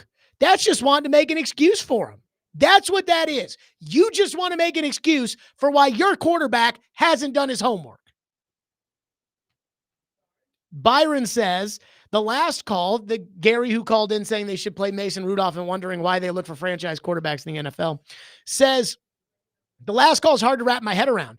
Don't go for the franchise quarterback. Go for wins. All franchise quarterbacks do is win. Yes and no. I mean, don't do what the Panthers did. That would be my only advice, where you give up your entire team to get an undersized quarterback. And it looks like Bryce Young's going to fail in Carolina. But when we look back on Bryce Young, I do wonder how much of this we're going to say is because of the situation that Bryce Young was put into. I do wonder that. Dennis is up next on Demario. Dennis, go ahead. Hey, Jared, how you doing? Good. Hey, just a quick thought. I agree with you. There's no excuse. I mean, I'm not picking on anybody, but, to say there's a player on that team that doesn't exist, what we better hope for on Sunday after the Jets game is Levis steps up to the podium and says, hey, Demarius came out of nowhere to intercept that ball. I mean, in all seriousness, again, not to get all biblical. Dennis, thank you for your call. Not to get all biblical, but us Hebrews on Passover, we have Elijah.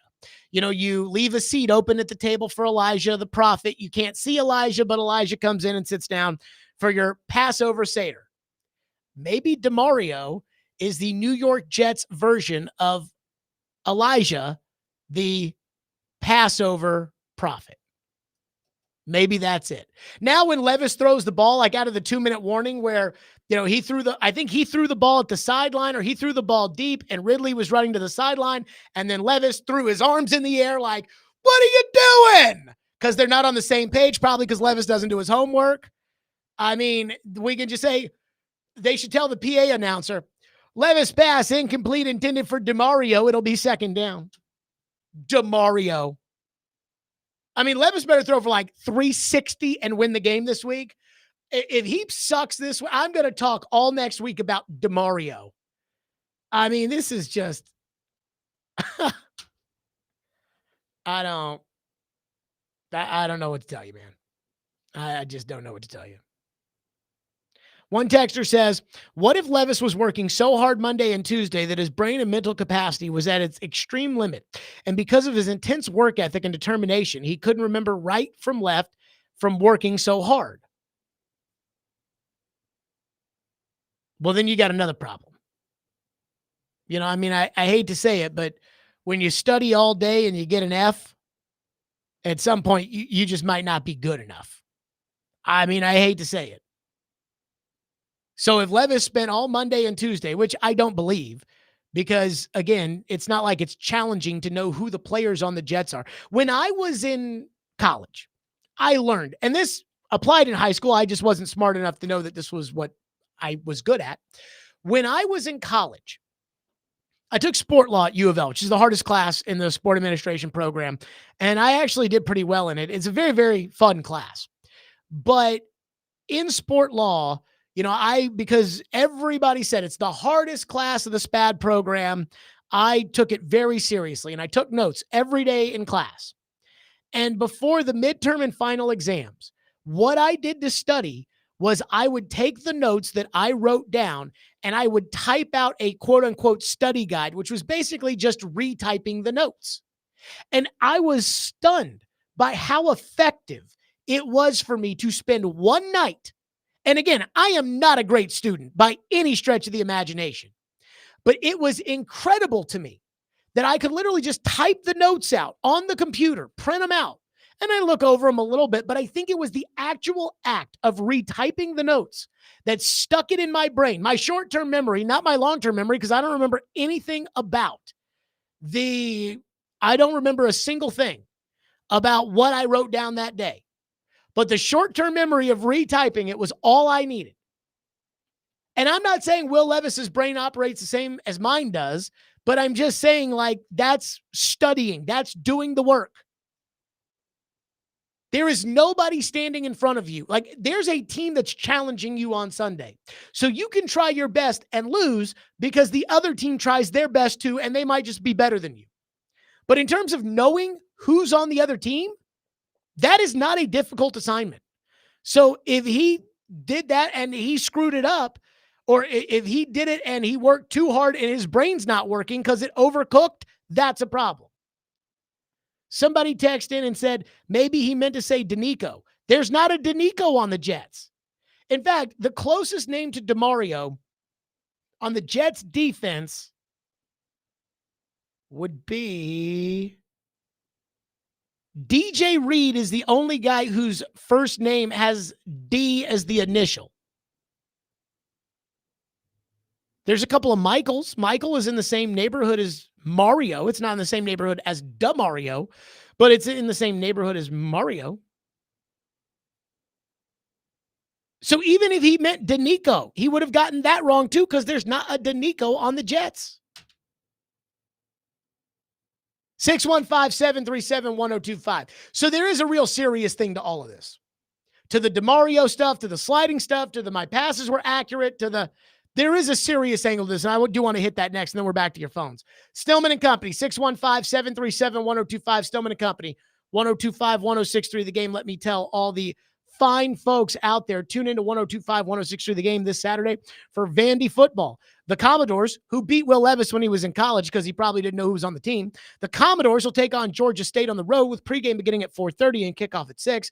Coverage is also available on the Game Nashville app and at thegamenashville.com. And this Saturday at 11 a.m., it's our college football game of the week, Alabama and Wisconsin, presented by Twin Peaks Restaurants.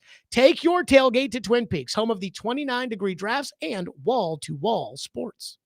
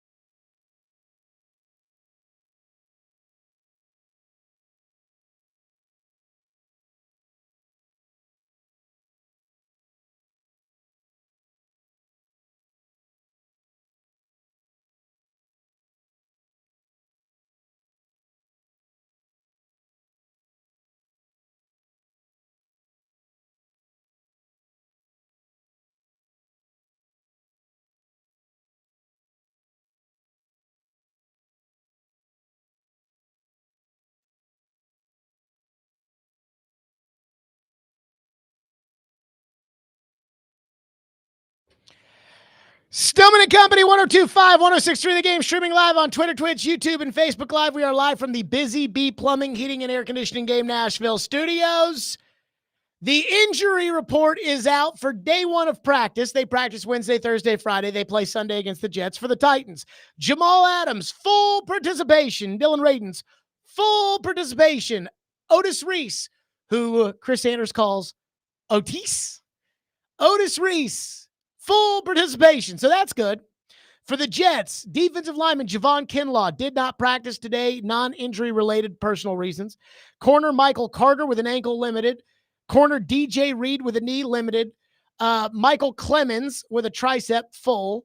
Ashton Davis with an ankle full. And Mike Williams with a knee was full. But the Jets must be lying on their injury report, Ian. No Demario? Demario didn't practice today because he's not on their team. So but again, Will Levis, can we get the Levis on the Jets defense where he mentions this imaginary friend, Demario, on the Jets? Here's what Levis had to say. But I do want to say that at the end of all of this, there is a serious point that I do have to make, but go ahead and play the cut. Jets defense, Will, it was pretty uncharacteristic for them on Monday night to give up 8 straight scoring drives. What are you kind of seeing from them on tape right now? They're looking good. It's different defense in terms of where we think the holes are and where we think our opportunities are compared to last week, which is cool. So I feel like we have some good stuff lined up for them. Obviously, a good defensive front, and we're gonna have things to handle, those interior guys and protection, and then secondary. They're really good, really solid on the outside. Obviously, 1, but 4-2. He's gonna be good out there for them, and hopefully, we just find ways to take easy throws, then also find ways to develop one-on-one shots down the field. So they're good for a reason. They do things well. Demario does a great job of leading them in the middle there. And like I said, I feel like, though, we do have some good things that we're going to be able to work against them and hopefully open up and give us some good ops. As it has been researched on this program, there is not a player named Demario on their team. But that's not the only red flag that came out of that press conference today. For instance, Brian Callahan before practice said that he did not like Will Levis's footwork in the game on Sunday. Will Levis said his footwork was good and delivered accurate balls on Sunday. I mean, I watched the game and I didn't see accurate footballs being delivered on Sunday. And then he was asked by Kaharski a question that's a big issue that I have when it comes to Levis, which again is the fact that everyone says, well, he'll learn, Jared. And yet the sliding thing, Mike Vrabel told him slide, and then he wouldn't do it. And so then Mike Vrabel's out, Brian Callahan's in, he goes into the preseason game and he doesn't slide. And Brian Callahan tells him slide. And he goes, okay, coach. And he says, I'll slide. And then on Sunday, he didn't slide. And then you see the shot of him on the sideline with the heat pack on his back because he's taking kidney shots. And here's what Will Levis had to say about that. Last year from preseason on this that we're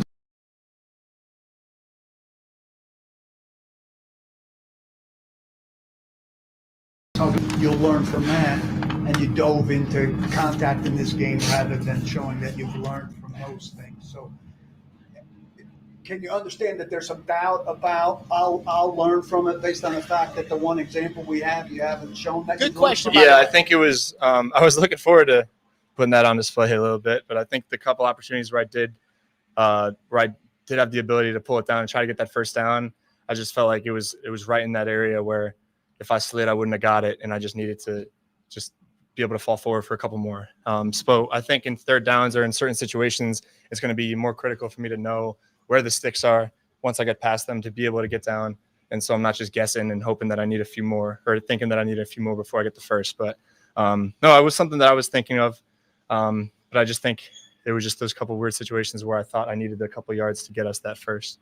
Okay, so he's sitting there saying like, yeah, I wanted to slide, but I felt like I just needed a couple more yards to get us first downs. And so I'm going to take it on and get the first down, and I'm going to take the hits. He does know it's a 17-game season, right? Like, you do know that, right? And so if Will Levis gets hit and is out for the season the way that Anthony Richardson was last year for Indianapolis, now you can't get any more first downs. And at other positions, we might say, hey, Tony Pollard, you need to sacrifice to get the first down. We do not say that at quarterback. And again, what this all boils down to, all three, and I hate to say it, but it all boils down to what may be the chief issue. And that's that Will Levis either isn't really bright or he just doesn't get it. And I have heard every excuse in the book for what happened on Sunday. Again, my problem on Sunday, the missed deep balls with Calvin Ridley. How much have you heard me complain about that? Do I like it? No, those balls need to be completed, and those need to end up being first downs and touchdowns. But if you heard me harp on that, not as much. Because again, that is a performance issue. What I don't like is the lack of processing when it comes to the shovel pass throwaway that turns into a game-winning pick six. Because on no planet is that a smart play. My problem is that Will Levis is demonstrating behavior that proves he just doesn't get it. Like, he can say, oh no, I let us down and I'll do better next time. And there is a group of you out there that are saying, he'll do better next time, Jared, you'll see. But how can he possibly do that when he doesn't even know who's on the team he's playing on Sunday? How can he possibly do that when he's throwing passes in the fourth quarter up by a point that kids at Hillwood High School know not to throw? How can he do that when every coach he's ever had has said, slide, slide, slide, and he won't do it? How can he do that when the coach says he needs to improve his footwork and he says his footwork was good? How can he do any of that when he's not seeing reality? Is it too much time with the mayonnaise commercials and the celebrity status and everything else? I do wonder if Will Levis is spending too much time trying to be the quarterback instead of actually preparing as the quarterback. Well, I got to do my endorsements because I'm the quarterback. Well, I got to do my social media because I'm the quarterback. Well, I got to do the Taylor Lewan interview because I'm the quarterback. How about you learn who's on the Jets before you play them on Sunday? How about you learn how football works and you realize that as a starting quarterback, you have to protect yourself in this league? So for whatever the reason, people are saying, it's just one game, Jared. It's not a big deal. Yes, it's a big deal because every single part of this demonstrates that he does not get it. That's what it demonstrates. I mean, I don't necessarily like the answers when Levis gets up there and says, I know I'm a good quarterback. I know I have what it takes in this league. I don't like that necessarily because you can say that until the cows come home, but ultimately you got to go prove it. And so you can say you're confident, but usually the person who says how great they are all the time, though occasionally I do that myself, is usually the most insecure. But again, I don't have that big of a problem with it. Whatever. You want to talk yourself up, pep yourself up, way to go. But when you're acting like sliding is beneath you because you need to get a couple of extra yards for a first down, it better be John Elway against the Packers in the Super Bowl when he's going for the first down and helicopters to get the game-clinching first down. That's when you give up your body. You do not give up your body in the second quarter of the first game in order to get a first down that you already have. Well, I need to do better knowing where the sticks are. You're the quarterback. You're supposed to know where the sticks are. So if you guys do not see these problems and see that they are all mental problems, they are all cerebral issues, and that every time Levis is like, yeah, dude, I just got to slide next time. Maybe, I don't know. If you don't see that, you have your head as far up your ass as he does his. And he's never going to make it in the league if he's not doing his homework, getting ready to prepare for the Jets. Again, everything that he said when he got up there in that cut we've played like 6 times now, everything he got up there and said is everything that Brian Callahan told them in the meeting this morning. Well, we've got different opportunities to take advantage of their defense than we did last week against Chicago. So it's going to be a different game plan, guys. That's what the coach told them. They're really good on defense. We need to not just watch number 1, Sauce Gardner, but we need to pay attention to number 4. And I believe number 4, Ian, is it DJ Reed? Yep. I even know who's on their team.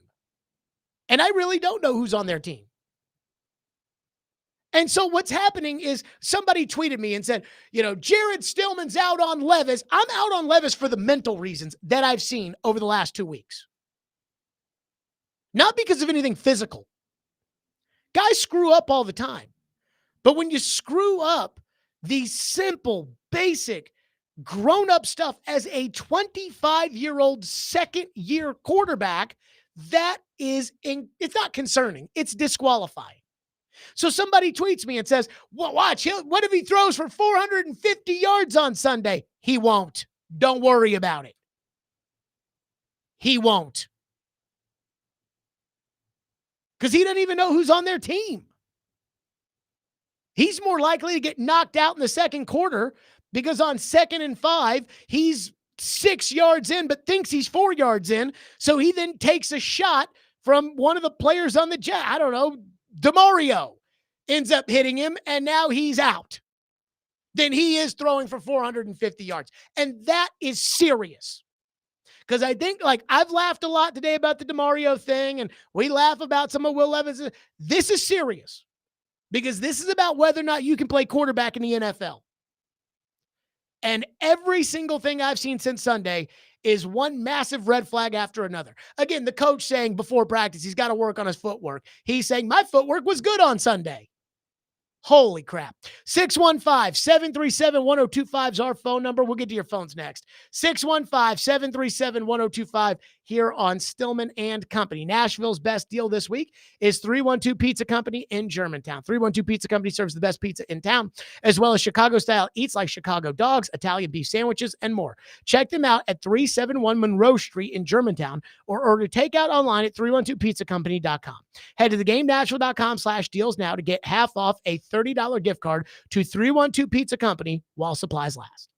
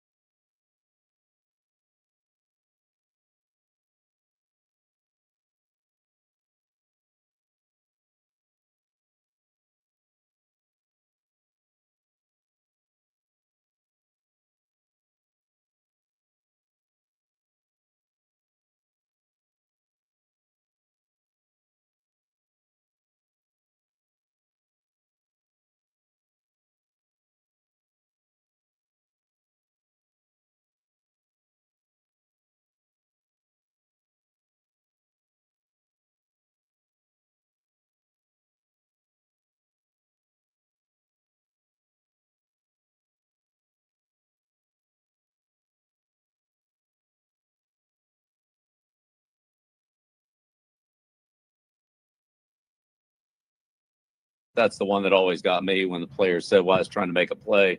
I was like, well, how about try to make a good one then? Make a bad play. Yeah, So like the play that Levis had, where he gets out of the pocket, he flips the ball, underhand, backhand, whatever it was, and that's just, even if you hit it, what do you really have? Not much. And then if you don't hit it, then you lose the game. So it's just, there's no upside to that play. There's only downside, and it's just. That's just a terrible decision. And Tom and I have talked a million times about, if you complete this pass, what's the upside? You gain 1 yard, you gain 2 yards. All right, you guys going to get tackled anyway, like the play we just saw in Tennessee. I mean, what if he had completed that? What's the upside? 2 yards? What's the downside? Lose the game. Like that's you just can't make those kind of decisions. And even if that ball had been complete, there's no upside to it. And so Tom did a great job of, risk management and, cut his losses. And so, rather than turn the ball over, all right, you lose a couple of yards and you get sacked, but at least we can gain our field position back by punting on third down. Somebody was texting into the text line earlier today and said, maybe Demario on the Jets, he's thinking Demario Davis because Levis grew up in Massachusetts and was a big Patriot fan. So how do you think Levis feels? Bill Belichick thinks you're a moron, by the way. Just one bad play. Yeah. I mean, what's the upside? You complete the ball, you get 2 yards. You don't, you lose the game. He would have gotten more than 2. I mean, it's ridiculous. And so, again, between that and Levis's notion that, I want to get the first down, so I won't slide. And just really everything that I've heard come out of that guy's mouth today was a massive red flag. And it's really, really depressing. It's really depressing. And I don't think you guys understand how serious this is because you're hopeful that a new result will come even when Levis doesn't know who's on the other team. And I'm just only telling Wednesday. You, well, the quarterback has to know the game plan by Wednesday. Okay. Like the quarterback has to. Do you know that Reggie Wayne went over to Peyton Manning's house to watch film one time?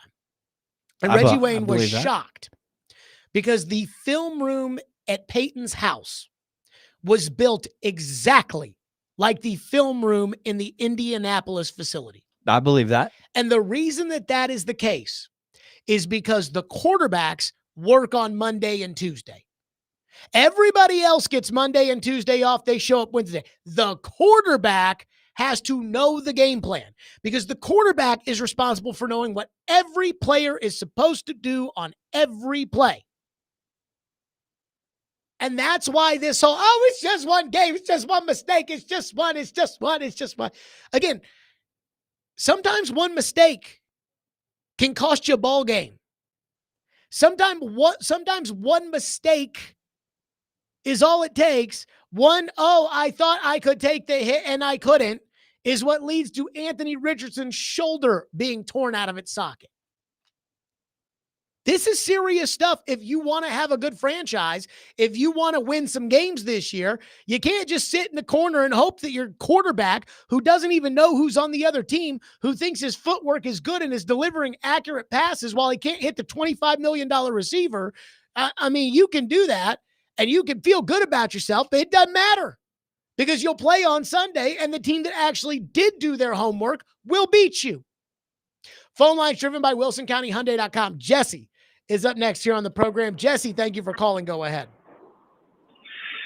Hey, Jared. So I don't know Amy Adams Strunk for anything. So what do you think the odds are of if 3 or 4 games into the season, we still stink, all of these issues are abundantly apparent, and she just goes, I mean, she's obviously been known for a few rash decisions with firing Robinson and everything.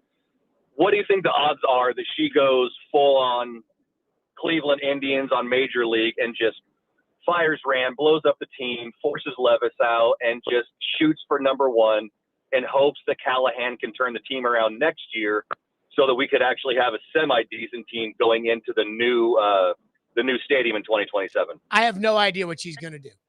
She is the most, Jesse, thank you. She is the most unpredictable in this entire equation. Like, I know Brian Callahan is going to get up at the podium on a Wednesday and be as rosy and positive and peachy as he possibly can be. I know Rand Carthon, the next time he talks, which probably won't be anytime soon, I know he will tell everybody what they want to hear. I know Chad Brinker will get up there and use a bunch of big words and a big story about his education and his AI cancer curing models that really don't make any sense, but you have to really be looking to try to see what they're saying. And I know that. I know Levis is going to do whatever he thinks looking like a quarterback is, and is going to, when push comes to shove, panic and make a huge mistake. With Amy, I don't know what she's capable. I don't know what she's going to do. I mean, again, I look at the fact, and nobody gets in trouble for something before it's happened, but I wonder what is going to happen if this football team loses this weekend, which they probably will. They lose this weekend, and they lose to Malik Willis next week. Then you got a problem. Pete texts in and says, at least the Titans didn't waste a first-round pick on Levis. I'm not sure it really matters, because let's say that Carolina's week 1 is an example of what their season is going to be like. And again, you know, Mike Vrabel was on a Patriot team that lost 31-0, I believe, to the Buffalo Bills in week 1, and they ended up winning the Super Bowl, and the Bills had a bad season. But let's just say Carolina does stink, because it's probably more likely that Carolina stinks than that they don't. It would not surprise me to see them pull the plug on Bryce Young after 2 years, because it's been that bad. You know, the Jets pulled the plug on Zach Wilson after 2 years because it was that bad. Teams will pull the plug after 2 years. So I do understand that, and it wouldn't surprise me if she pulled the plug one way or another, but I just don't know. Like, was the John Robinson thing, was that brewing? I mean, she gave him a contract extension that calendar year, so I have a hard time believing that it was. She told Diana Rossini on Thanksgiving that Mike Vrabel was staying the coach, and then 6 weeks later, she changed her mind on that, so I have a hard time believing that one. So I don't know what she's up to. And I don't know how she would react if this team starts 0-3 and loses to Malik Willis, especially as they try to turn their attention to more PSL sales in October. One texter into the text line says, Levis's explanation for him not sliding is like me saying, I know it was a boneheaded play, but I worry I won't do it next time unless I have to, which in his mind will literally be the next time that he has to do it. I mean, I'll be shocked. I'll be shocked if Levis ever slides in a game. I'll be shocked.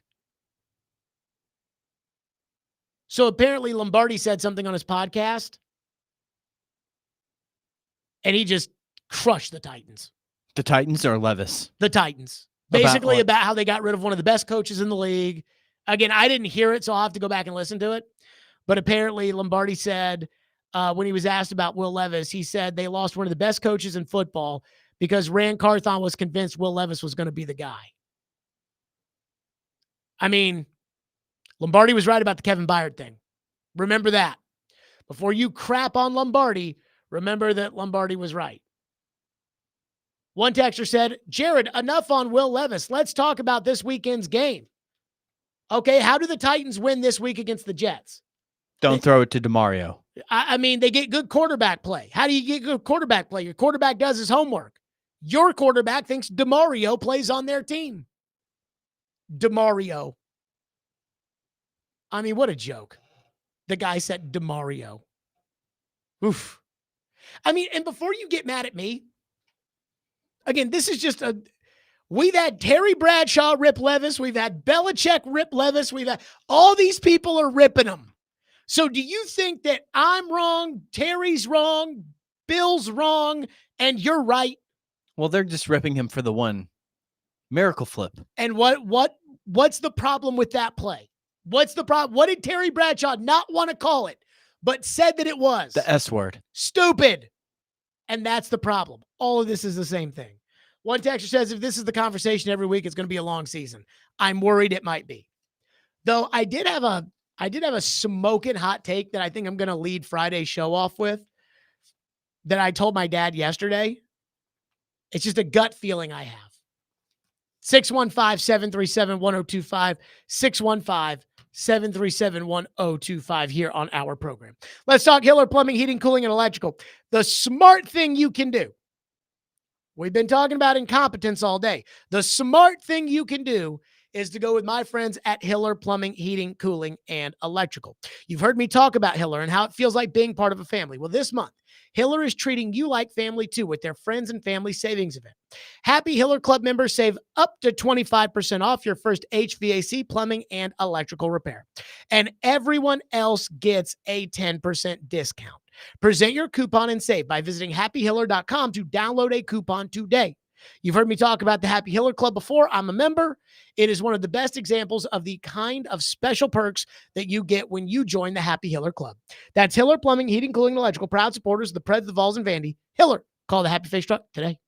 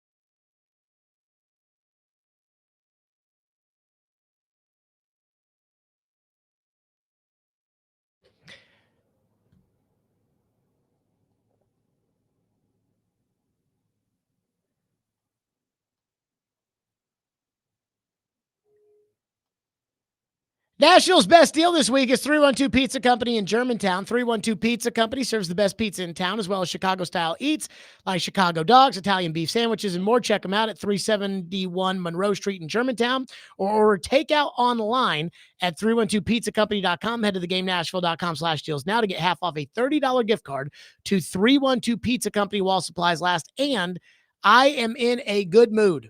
I am. So be caller number 5 right now at 615-737-1025, and you'll win a pair of tickets to a Co-Wetzel concert at Ascend Amphitheater on Friday, September 27th. So the Titans lost on Sunday in the most embarrassing fashion possible. The quarterback's been ripped by Bill Belichick. He's been ripped by Terry Bradshaw. And then today got up there and said that he knows he has what it takes to be a good quarterback in this league. He talked about the team winning a championship. He talked about that he knows he's a good quarterback. And then he said that the Jets are looking good on defense, led by Demario in the middle. And we have discovered that there is not a player named Demario on the Jets, and said that the reason that he hasn't learned how to slide is not because he doesn't know how to slide, but it's because I had to get that first down.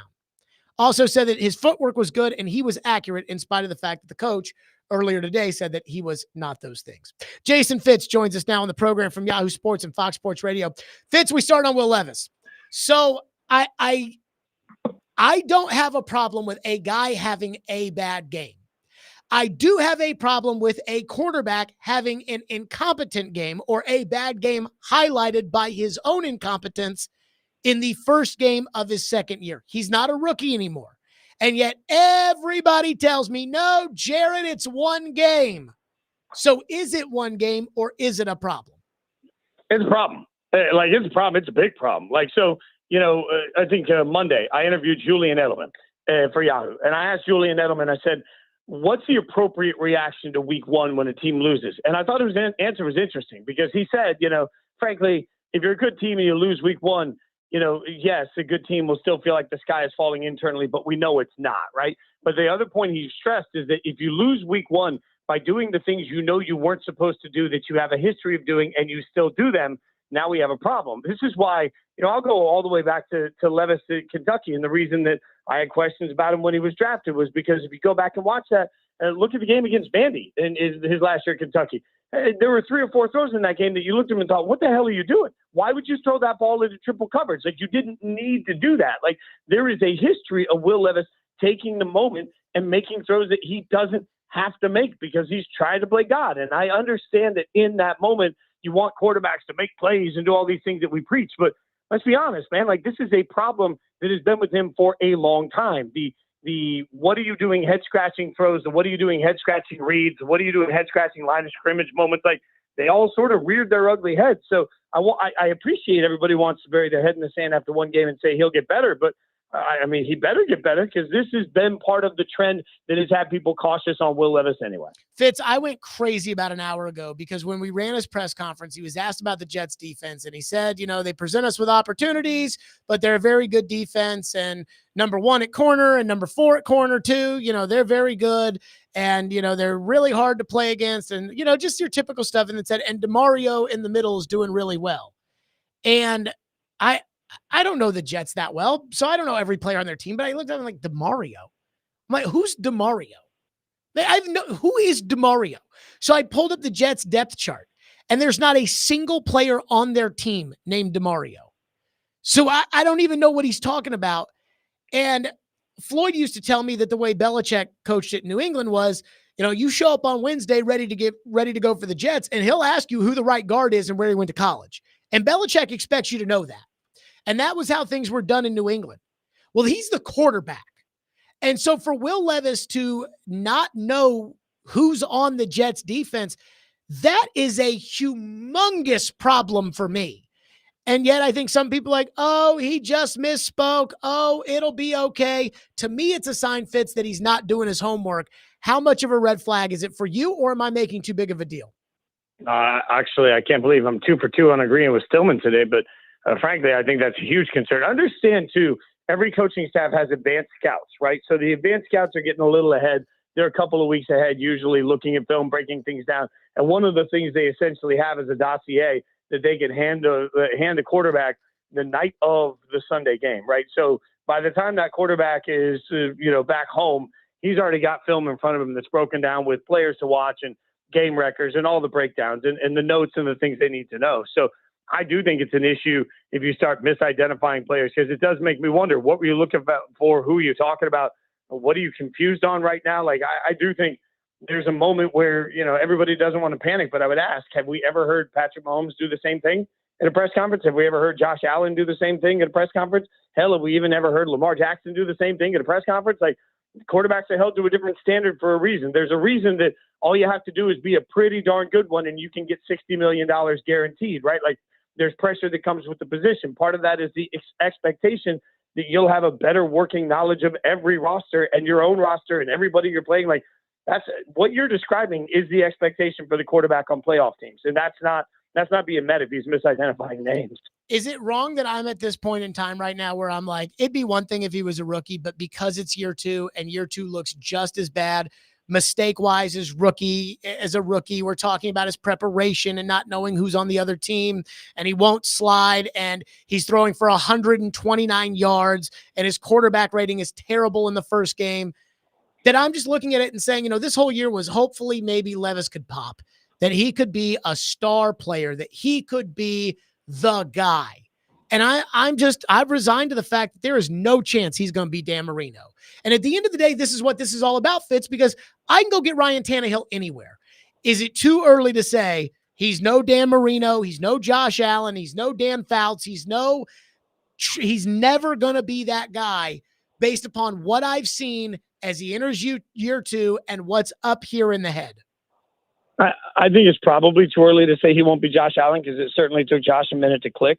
That being said, what I think the Titans did that was really smart was they addressed the rest of the roster in a way that they really gave themselves the best chance to evaluate Will Levis. We talked about this in the summer, but that also means that one of the beautiful things about it is whatever quarterback they eventually have comes into a situation. In theory, I know the NFL turns over all the time, but in theory, they're building a better foundation for whoever the quarterback is next year, and that's got to be part of the hope. But realistically, right now, what do I like? If you're asking what I think the ceiling for Will Levis is, like the ceiling for Will Levis is a pretty good quarterback. Like, and is that really, are you going to win a bunch of games with a pretty good quarterback? I don't think so. So, knowing that you're in a conference where you are competing against all the names we've already mentioned, and we haven't even gotten to the Joe Burrows of the world or the Justin Herberts in the world, like, I don't think the ceiling for Will Levis gets to Justin Herbert level, right? Like, and so that's just not going to be, is that what you want to bank your franchise on? I have a hard time with that. And by the way, he'd have to do a lot this year to get to that level, right? Like that to me, that didn't happen week 1. And that didn't happen week 1 against a team that they had footage on. Like, I can't stress this enough, but we talked about the fact that Caleb Williams, I thought, was going to struggle against the Titans because how do you prep for a team that you can't really prep for? So I thought the Titans defensively had a great game plan for Caleb Williams. I'm not surprised by that. But let's be clear, if this was game 1 of the second season of Caleb Williams, I'd be panicking just as hard. Like, this is unacceptable. Jason Fitz is with us, Yahoo Sports, Fox Sports Radio. I mean, at what point, Fitz, are we worried? Because Peter Skoronski was drafted in the first round last year, and he's terrible. And Levis right now, I mean, again, he's making up people on the team he's about to play, which is a humongous red flag. I mean, they're not favored to beat the Jets this weekend. Then they host Green Bay, who's got Malik Willis at quarterback. I mean, I think there's a chance it could get ugly around here fast. Do you think that the Titans defense is enough to be able to keep things from going in the toilet right away? Against the Jets, probably not. Against the Packers, like I don't think Malik can play. And I thought, frankly, the Packers' offensive line didn't look great. The Packers' young weapons looked a little out of sync. I think the Packers actually looked, surprisingly, they struggled more than most of us thought. Even Josh Jacobs, I thought, would come out and run sort of with the thunder of the gods, and he really didn't in that game. So I think Green Bay is gettable. But I would also ask everybody, like, why are, as a fan base, why be patient with the possibility of an 0-3 start? Like, I think there has to be some level of, even if you understand that this is the beginning of a new regime, the expectation was not an 0-3 start. And certainly you could be heading into that Green Bay game worried that is the future. I think, there is a time where you have to, as a franchise, look at it and say, hey, if Will Levis isn't the answer, I want to identify that as quickly as possible. And then I want to start moving towards whatever the future looks like, which is brutal right now because replacing quarterbacks is easier said than done. I don't think the wheels are going to fall off. I just wonder, unfortunately, and I know that market. I know Tennessee really well, and I have a lot of love for Nashville and Titans fans. I think the only thing that bums me out sometimes is that when the Titans are bad, instead of getting angry, it feels like so much of the fan base just gets indifferent and they check out. And I wish that there was a little bit more fire in the belly of everybody saying, hey, I will not stand for a lesser result, because that's what great franchises do. Great franchises get more clapback. And I just feel like Titans fans in general, but like my guess is by November, Titans fans aren't paying attention to it. They're paying attention to the Vols instead, who look like national championship contenders. Yeah, I think the Vols are a title contender. But I will say this, though. I do think they'll get angry, but I think what happens is it's just a moving target. So it's like this time last year, they thought Vrabel was farting perfume. And now it's, thank God Mike Vrabel's not here. And so let's say that things go poorly, then they'll be mad at Levis and be, but Mason Rudolph will lead us to victory. It'll be that kind of thing, which does lead me to this. Brian Callahan said Monday that he told Levis before the fourth quarter, and I'm paraphrasing here because he didn't say this, but this is what he said. He told Levis, just don't do anything stupid. Just where we are right now, we can play defense and win the game. Don't do anything stupid. And then he threw the death pick of all death picks, up by 1 in the fourth quarter on Sunday. What do you do if you're the coach and you just told him, whatever you do, don't do that, and then he goes and does it? I think you raised a really interesting point about trust. And this is the one thing that the more we look at the great teams across the league, there is a connection between the identity of the coach and the identity of the quarterback, where they seem to be on the same page about what they're doing, how they're doing it, and there seems to be this bond between the two. And I think we become so obsessed with the coach or the quarterback being the problem. I think it's more like a great 80s wrestling tag team, right? Like you got to have both of them together. Look across the board at the teams that are most successful, and you feel like they're all on the same page. What happens in the fourth quarter of that game isn't just a bad throw, it's a trust breaker. So now coach has got to look at it and say, just don't do something stupid again next time. And how many times can you go back to that well before the coach eventually loses faith in the quarterback? And that is the worst place to be as an organization, because if your coach and your quarterback aren't on the same page, you are not going to win a lot of football games. That's just fact. And look across the board. Mahomes and Andy Reid, obviously, they seem to be cut from the same cloth. Josh Allen and Sean McDermott, cut from the same cloth. Like, you can even look at, as much as people love to say what they want to say about McCarthy and Dak, are the two of them not sort of the same in the conversation? Kyle Shanahan and whoever his quarterback is are cut from the same cloth. Like, these tandems, these teams work. And to me, I think you make a great point and something that you can keep your eye on all year. Every pick isn't just a pick. It's a real question of, can Callahan trust Will Levis? And if the answer is no, you can't rebuild that in the season. That becomes the death of this franchise for the year. So how long with the trust? Like, how many times does Levis have to break the trust before Brian Callahan decides, I'm going to put Mason Rudolph in there? Because I think you and I can agree, right, no matter how good or bad you think Mason Rudolph is, and I don't think Mason Rudolph's very good, I do think they can trust him. I do think that, like, hey, Mason, run the ball. He can do that. Hey, Mason, don't do anything stupid in the fourth quarter. I think he can do that. How long does Brian Callahan trust Will Levis for? I think Will gets one more stupid mistake like that, and that's it. And by the way, you make such a good point about Mason Rudolph. Like, look, at some point, coaches, and I had a former coach in the league tell me years ago, he was sitting around, maybe he'd had a couple too many to drink, and he said, look, I will overpay a quarterback that I know won't lose me a football game because I just got to have that guy. That's real for coaches, right? Because you're talking about their livelihood. You're talking about everything that they do. Like, the way that the Titans are perceived today is drastically changed because of one stupid throw by Will Levis. And that reflects not just on Will Levis, it reflects on everybody wearing Titans gear that's sitting at the practice facility today. So if you're a coach, man, how many times can you do that and look everybody in the eye? How many times, you look at you look at the Browns, like, how many times can you look at Myles Garrett in the eye and say, we're really trying to win and we're holding everybody to the highest standard, when your quarterback can't meet that standard with his play on the field every week? You just can't do it. Like, the whole locker room gets lost when this trust gets lost. All of it falls apart. And if Mason Rudolph can simply right the ship, I'd play him now. I don't care. Like, at this point, Callahan has absolute equity in that locker room to do whatever he wants, and people will buy it. This is his time to come in and just say, no, you make that sort of mistake. I wouldn't blame him at all if Will Levis does that again for just pulling the plug on the whole experiment. Last one for you. What are their chances this week against the Jets? Low. I mean, I was surprised with the Jets offense being as out of whack as they were. I think that's real. I mean, the defense being terrible was probably the biggest surprise of week one, right? And so there are some moments let's remember, the 49ers did that to the Jets without the best player in the NFL, according to many people, right? Like, so no Christian McCaffrey, and you still did that. Like, I think that speaks to how good the 49ers are. The Jets defense just did not look the same, but I just wonder if that, thunder of the gods, you wake everybody up. I feel like the Jets are going to come out inspired. Aaron Rodgers wasn't asked to move around a lot. That's going to be the most interesting thing. Like, I was really surprised that they didn't just send the farm at him to make him be mobile. His arm obviously still has all the pop in the world, but man, if I was going after him, I don't care if he beats me on the blitz over and over and over again. I'm just going to hit him, and I'm going to hit him as many times as I can so I can see how his Achilles is responding, so I can see if he gets jittery, so I can see if he can move around. Like, that I would expect to see. That I would be surprised if the Titans aren't trying to just send things everywhere that they possibly can, even if it means you're giving up big plays just to smack around Rodgers. Jason Fitz, Yahoo Sports, Fox Sports Radio. Not a fun tone today, Fitz, but as always, great stuff. A win will take care of all of it, my friend. Thanks for having me. Have a great week. You have Jason Fitz joining us on the program.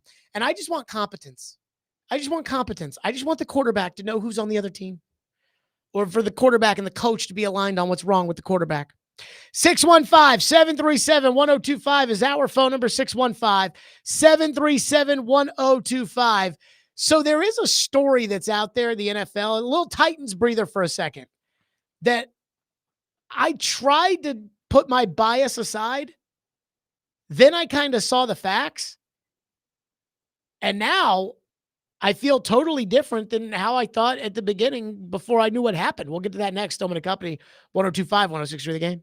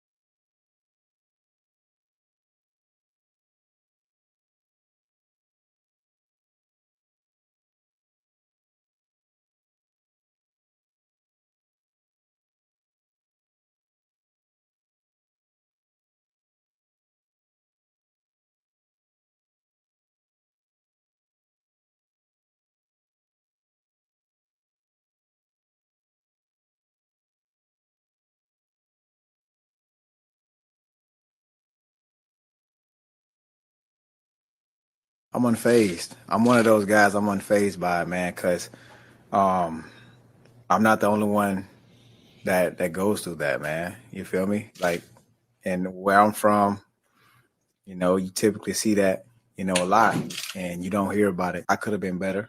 You know, I could have let down my window, you know, in that instant. But the thing about me is, man, I don't want attention. I don't want to be like cameras out, phones on you, you know, in that moment. That was Tyreek Hill. And I don't know if you guys have seen the story this week with Tyreek Hill. Ian, I was minding my own business at Twin Peaks on Sunday doing the pregame show. Mm-hmm. And on Twitter, I started to see all these like fan videos, you know, these like Samaritan videos of Tyreek Hill getting pulled over and being placed in handcuffs and everything else. And I mean, I hate to say it, but I'm more worried about the Chicago Bears at this point in time. So I didn't really pay any attention to it. Hard to focus on that when you're in the middle of a show. Yeah. And well, not only in the middle of the show, but again, my mind's just elsewhere. Then the last couple of days, I've been too busy worried about how the quarterback, you know, might suck on the Titans and doing that and everything else. So I had not really seen a lot, heard a lot with the Dolphins and Tyreek Hill. Well, tonight at 9:00, I'm going to be hosting on Sirius XM, and thus it's important that I know what's going on nationally. So instead of listening to the commentary about what happened with Tyreek Hill, I just watched the body cam footage with Tyreek Hill. Have you seen the body cam footage of the Tyreek Hill situation? Not all of it, no. Have you seen the beginning of it? I've seen, honestly, just like clips here and there when the officer first goes up to the window and then Tyreek Hill kind of rolls the window up and then he kind of rolls it back down and then another officer comes, opens the door and kind of pulls him out. So I have watched the full body cam video, and I went into this, you know, when I saw Tyreek Hill arrested on Sunday, I hate to say this, but knowing Tyreek Hill's history, I felt like that Tyreek Hill had to at least be a little culpable. You know, that Tyreek Hill had to have played a large role in this. I watched body cam footage. Tyreek's right. Should have rolled down his window at the very beginning. More importantly, Tyreek should not have gotten mad that the officer was knocking on his window. I mean, what else is the officer supposed to do? Open the door? So I don't have a problem with the officer knocking on the window, and Tyreek's attitude did not help. But after watching the body cam video, they got to fire that cop. They have got to fire that police officer, because that police officer took a little bit of attitude from Tyreek Hill and escalated the situation to 100. And I don't only think that he should be fired. I think the other officer that arrested Calais Campbell, who was just coming over and trying to, and I understand that when the police are in a situation, you know, step back, step whatever. But I think that cop also escalated the situation, and he should be fired too. And I am appalled by what I saw on that body cam video from those police officers. And I understand that most police officers, I would hope, are good people. I understand the vital part that the police play in our society. And I understand that it is essentially a thankless job. And I understand that you get attitude and crazy situations and everything else.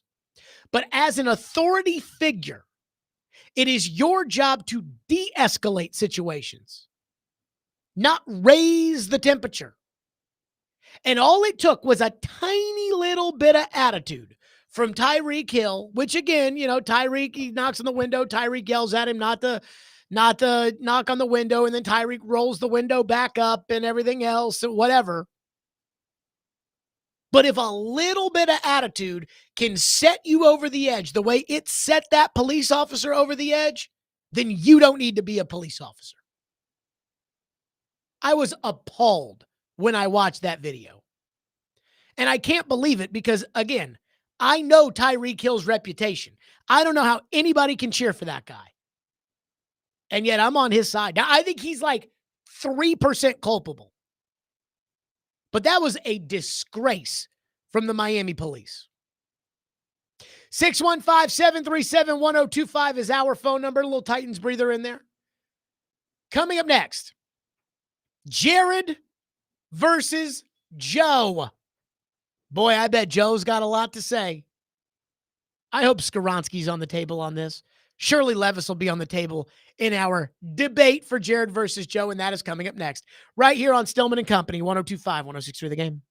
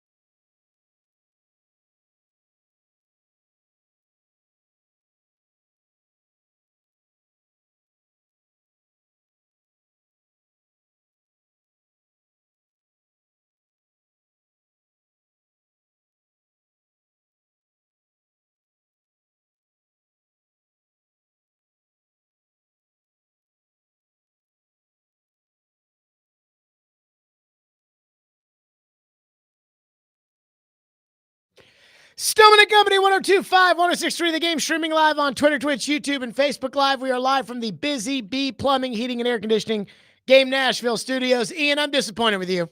What'd I do this time? It was a nice update you had right there, but you didn't play the Demario clip. No, I did not play the Demario clip. Did you think about playing the Demario clip? I did not, no. Will Levis today talking about the Jets and their great defense. Mentioned that Demario is doing really well, leading the guys in the middle. There's not a Demario on the Jets. There's not a Demario on the Jets coaching staff. He just made up Demario. Caroline Fenton is here, or shall we say Demario Fenton. Hello, Demario.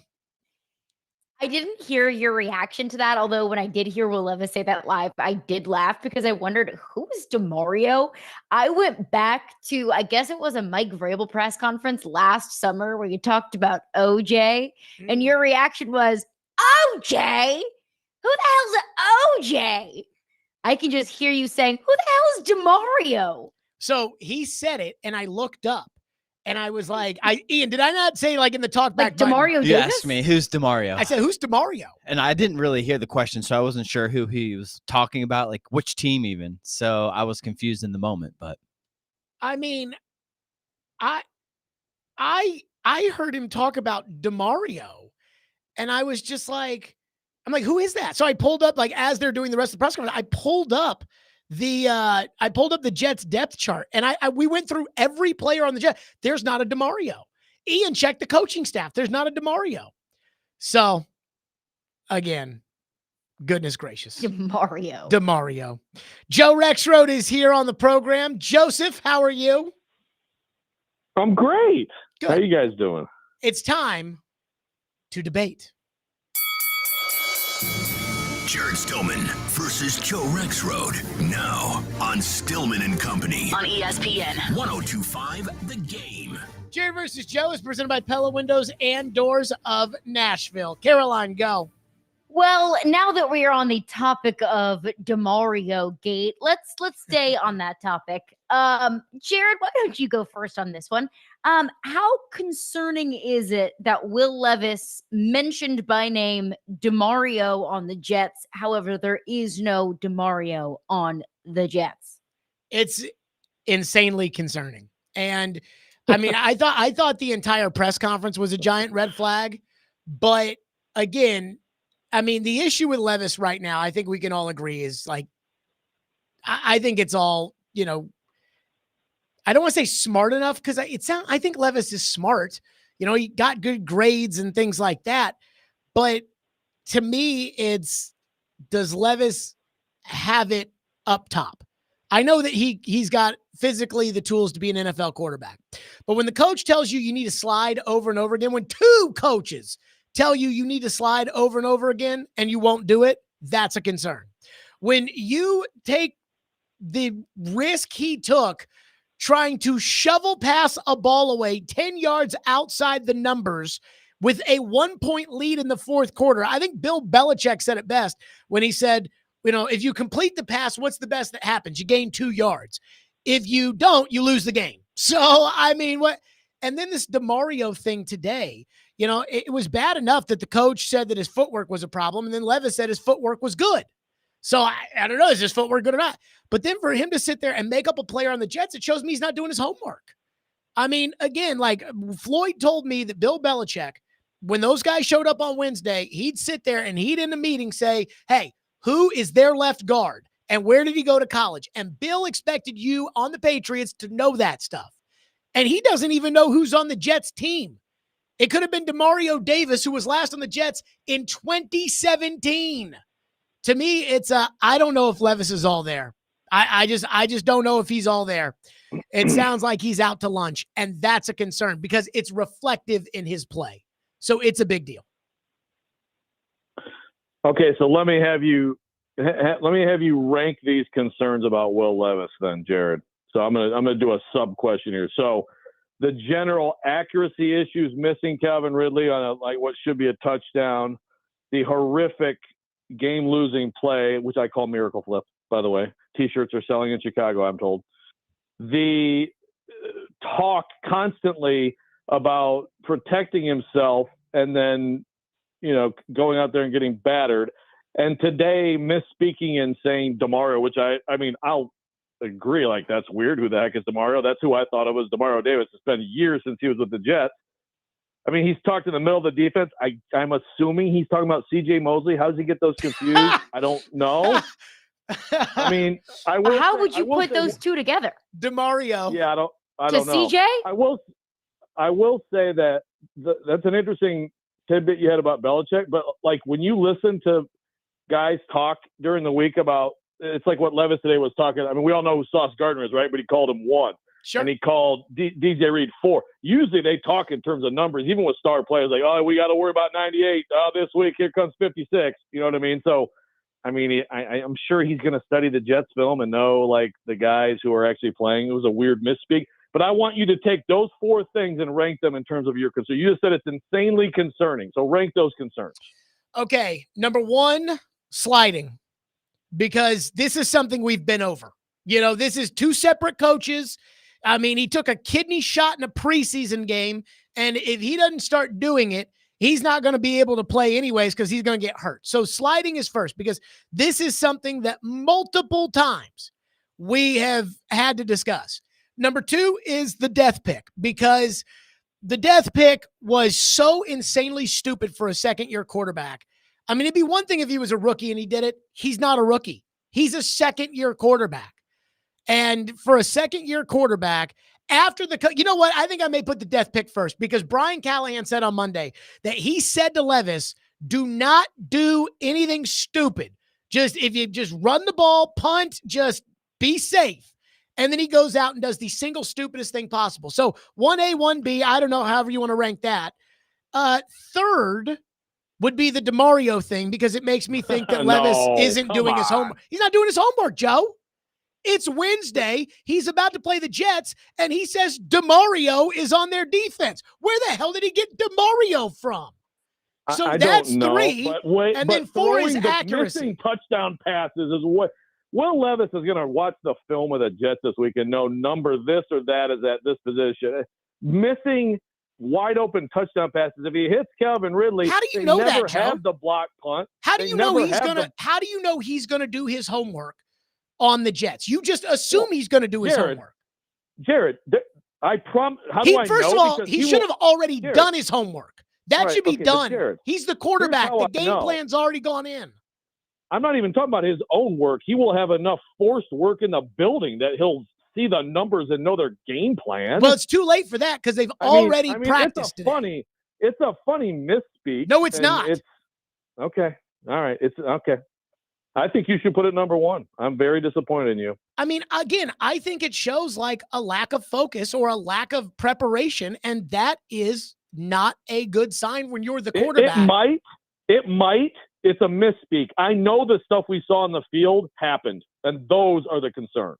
So why are you making the excuses on the Demario I'm not making excuses. You may be right. Maybe it's a lack of focus. Maybe he's completely blowing off, and he's just like he's filming mayonnaise commercials. Video games and I'm sure mayonnaise commercials. Yeah, maybe, but that is well behind the on-field things where he prepped all off season to not do these things or to be better at these things, and then he did the worst possible things. I mean, come on. The play on the field is a much bigger concern. But for me, the concerning factor about not doing your work is that it means that you have no chance to succeed.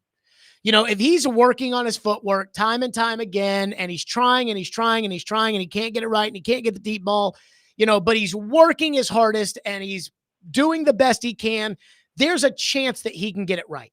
If he's not doing his homework, there's no chance he can get it right. I would agree. You cannot sit here and say some dumb misspeak of Demario now tells us he's not doing his homework. You are taking a leap and then another leap and another leap. When you are the quarterback, we saw what happened in the field. When you are the quarterback, you are the most important piece of a billion-dollar corporation.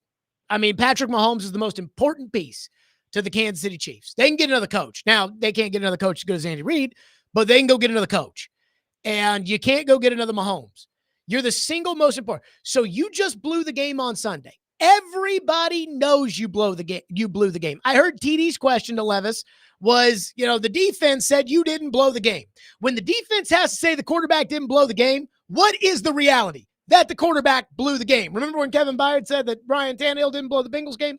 So you just blew the game. And so in your next public appearance, you get up there and you make up a player on the other team. You misspoke on the other team. I mean, that is inexcusable.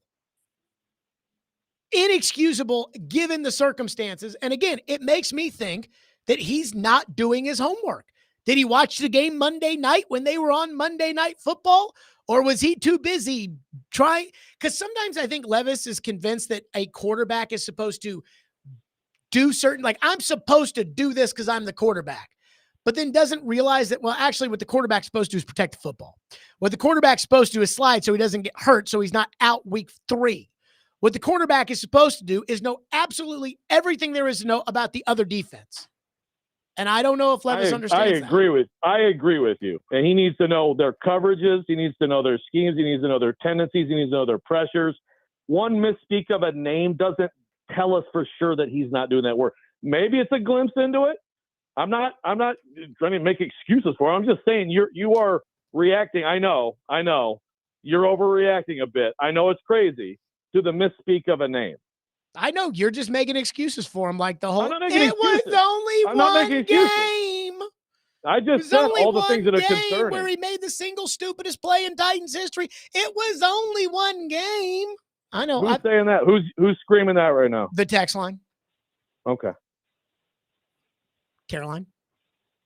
Shout out to the text line. Yeah. Along those same lines, Joe talked about, want to talk about the game on Sunday. Let's talk about the game on Sunday. What's your concern level? Joe, start with you. With Will Levis's football IQ.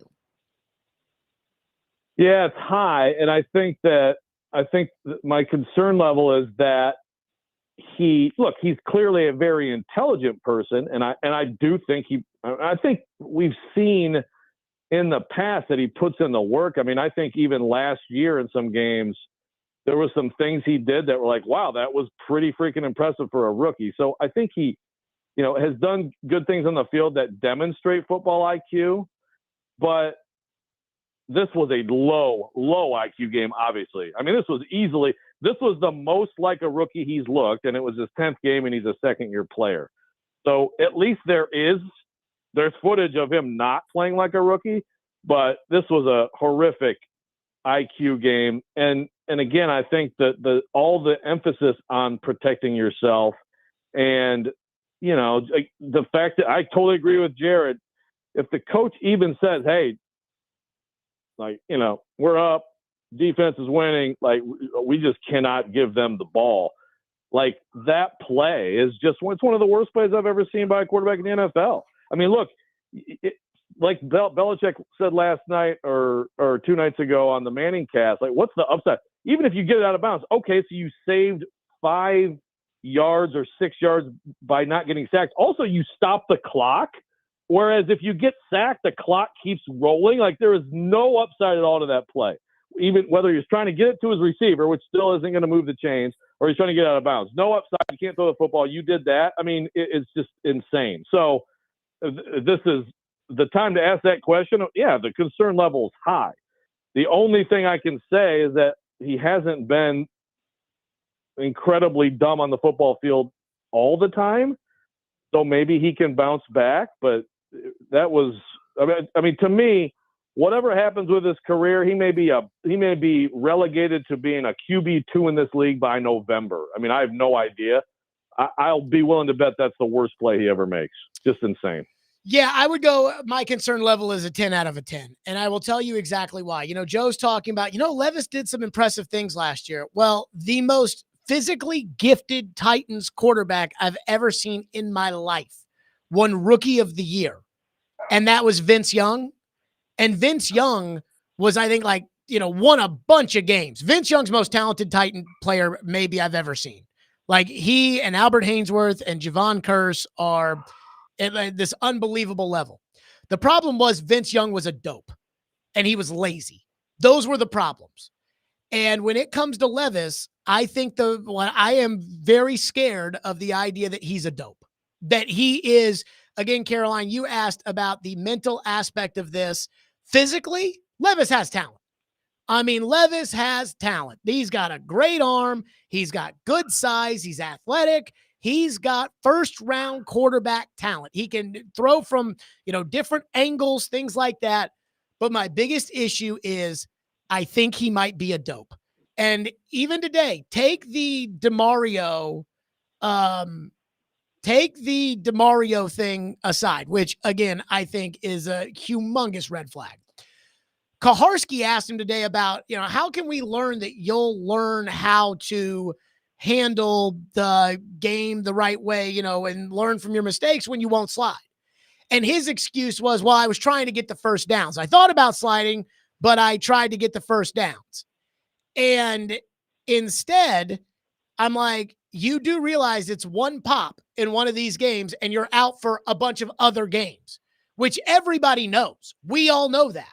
That's why they keep telling him, whether it's Vrabel or Callahan, whoever, they're like, slide. Not for, don't worry about getting the first down. No, because we're worried about the future games too. And so I don't think he understands. I don't think he gets the game. So I think it's 10 out of 10.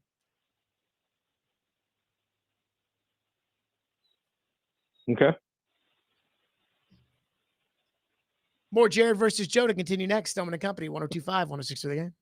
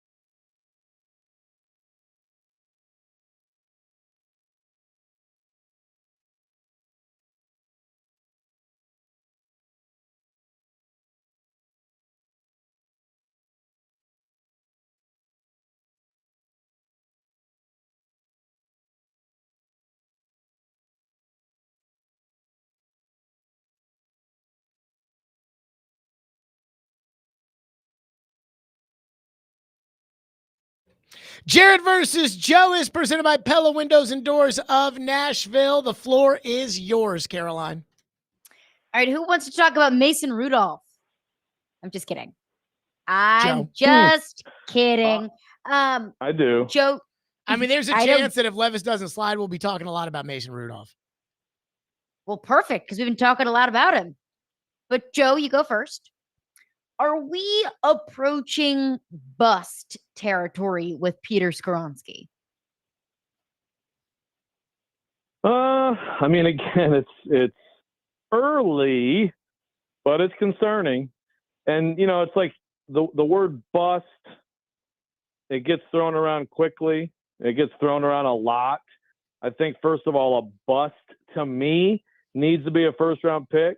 Here's another topic where I completely agree with Jared in terms of if you're going to draft someone at that position, at that spot in the draft, then that person needs to be a great player, like a guy who goes to a lot of Pro Bowls as a guard, because you can get a serviceable guard in different ways, either later in the draft or, you know, through free agency. You can get, you know, Daniel Brunskill or whatever. They won't play, by the way, at guard for what I don't know what reason that is, but they will not play Brunskill at guard. Yeah, I mean, I think one thing is size with Callahan. That's what I believe that's part of it. And keep playing Rutschich and see what happens, baby. Yeah, I mean, I think after watching Rutschich play, I think it's worth a look. But so here's the question: if like, do I think Skoronski is about to totally flame out of the league? No, but he was bad. I mean, he had a handful of snaps Sunday that were just really, really bad. So if he's not that, let me ask you this back, Caroline. If he's not that, a great guy, or I mean, a great player who is a perennial Pro Bowl player, is he a bust? I think it's important to define bust. Like Willie and I did this with J.C. Latham. What would be considered a home run for J.C. Latham? I have a home run with the 7th overall pick. Like, you need to be a Pro Bowler. You need to be a multi-time Pro Bowler for it to be a home run. But to be considered a bust, I mean, Peter Skoronski needs to not do what he did on Sunday. Let's just say that, at least in my opinion. Yeah. Well, I agree. But I mean, so let's say, I mean, I can see Skoronski being a multi-year starter at guard in the NFL. That's still disappointing. If that's all he is, just a guy drafted there, that's absolutely a disappointment. Is it a bust? Probably comes up short of that. So to answer your question, I think disappointment is you have to start looking at that. Like, he's got to pick it up. I thought at times in camp he looked good. I think at times, especially as a run blocker, he looks good. But and you know, I don't know if it's foot fatness, which Jared has brought up. It's the first time I've heard that. Cement. I mean, that's interesting. Okay, so stuck in cement, that's fine. So you're not actually talking like the fatness of his feet. No, he's just got fat feet. He's just a big old fat boy, can't move his feet. Okay, all right, that's fine. So old clubfoot. Yeah, so, you know, bust, maybe Jared defines it differently. I don't know that he's going to flame out of the league, which, I mean, to me, that's how you define bust. So, yeah, I think Skoronski's a bust. If you're a guard with the 11th pick, you've got to make the Pro Bowl pretty much every year. I mean, when it comes to a guard with the 11th overall pick, he has to be a superstar. And by the way, what happened to the whole, this is the best plug-and-play player in the draft? What happened to that? Because, I mean, now it's not looking very good. I got PK bitching in the morning being like, it's only 15 games. I'm like, I thought he was supposed to be Mr. Plug and Play. See, plug and play, I mean, again, just we made every excuse for this guy. Everybody wants to make every excuse for everybody on the Titans, apparently, except for me. And so they made the Only excuse you. about You're the one honest voice in the wilderness. Thank you, Jared. The Will Levis is basically a rookie chat after the game the other day was ridiculous. But again, I digress. We made all the excuses. We made the, oh no, he had an appendectomy. That's why he sucked so bad. First it was, Jared, you're a hater. He doesn't suck. You don't know ball. Then it was, he had an appendectomy. That's why he sucked so bad. Then it was, well, he had a bad left tackle and a bad center, and that's why he sucked so bad. Then it was, he had a bad coach, and that's why he sucks so bad. So now we fixed all of that, and he's the exact same level bad, where there will be a running play where he gets out there and just demolishes a linebacker that he weighs 100 pounds more than. But anytime you ask him to pass protect, it can be some Scarbini on the Seahawks I've never heard of. He gets turned and Like twisted. Demario? Like Demario, although Demario's not some Scarbini. He's actually pretty good. But he just doesn't play on the Jets. But when he twists and turns, Joe could get by him. Joe's son on Nolensville High School could probably get right by Peter Skoronski because those fat feet are stuck like 15 yards underground. It is so disappointing. He's a freaking guard. And the value of the 11th pick, the value is $12.50, which in order, like this is why I actually think Skoronski, even if he does start at guard for 3 years or 4 years or whatever it is, it might actually still end up being a worse pick than Isaiah Wilson, who never played. Because in order, like, let's say you're picking 24th. I did the math on this with the 24th pick yesterday. If you're picking 24th, in order to equal the value of the pick that the Titans used on Skoronski, you'd have to trade out of that slot the first round pick, second round pick, third round pick, sixth round pick, and seventh round pick. That's how valuable the 11th pick is. And this guy I could have gotten as an undrafted free agent. You could put Rupchich at his spot. Rupchich can run block some too. You could put Rupchich there and it wouldn't be that much of a difference. That is a bust. And I'm sorry, that's a bust. Guard at 11.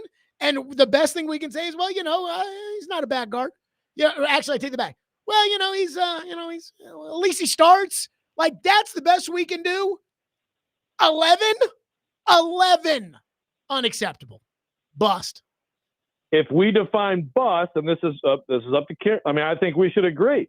If we define bust as because you're picked there, then you need to be a Pro Bowler, then I'll agree.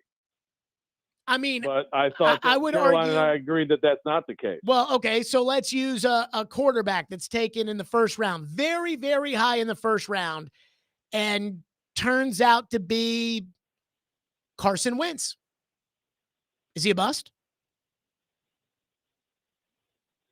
I don't know. I mean, I think Mariota. You use bust very, very liberally. Mariota like and bust. Jameis, were they You busts? like that word a lot. Were Mariota and Jameis, because the Titans have had a lot of them. Yeah, they're bust. I mean, that's the top 2 picks in the draft. Okay. So I would say yes on both. So Mariota was taken second. Jameis made a Pro Bowl in Tampa Bay. Jameis led the league in passing yards as a quarterback. Yeah. So if we're talking about taking a quarterback number 1, a guard within the top 15, anything short of immediate Pro Bowler is a bust, given the position and the value it gives you on the field. I think there's no question that he's a bust. If we're using Jameis Winston as the example for a bust.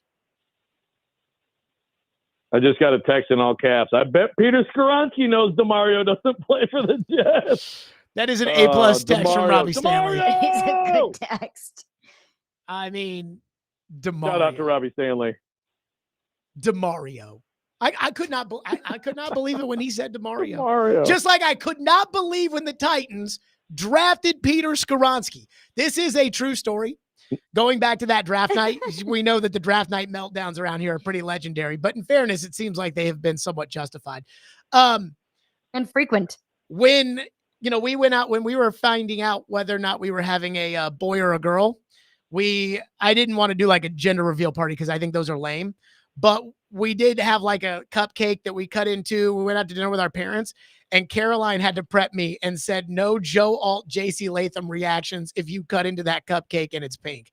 Thank God I cut into it and it was blue, but I did have to prepare myself ahead of time to not have a Peter Skoronski draft night level reaction. That's funny. But girls are fun. I'm sure they would have been great. Caroline, what's next?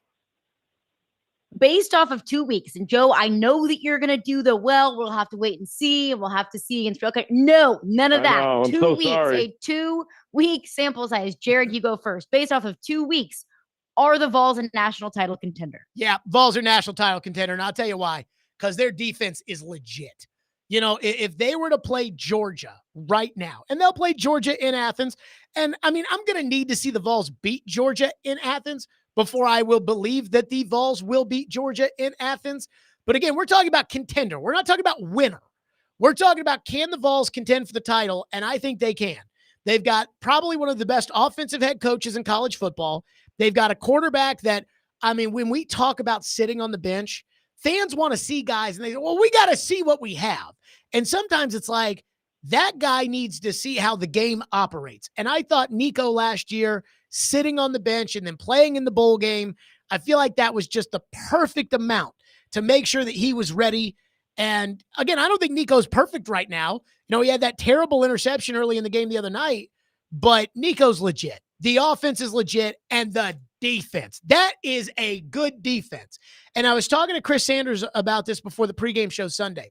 Oftentimes early in the college football season, I think we have to ask ourselves, is it that one team is good or is it that the other team's bad? For instance, Georgia Tech, Florida State. Was it that Georgia Tech was good maybe, or that Florida State sucked? Then we saw Florida State lose to Boston College. We know Florida State sucks. In this case, with NC State, I mean, I think NC State stinks, but I still think the Vols dominated a team that stinks.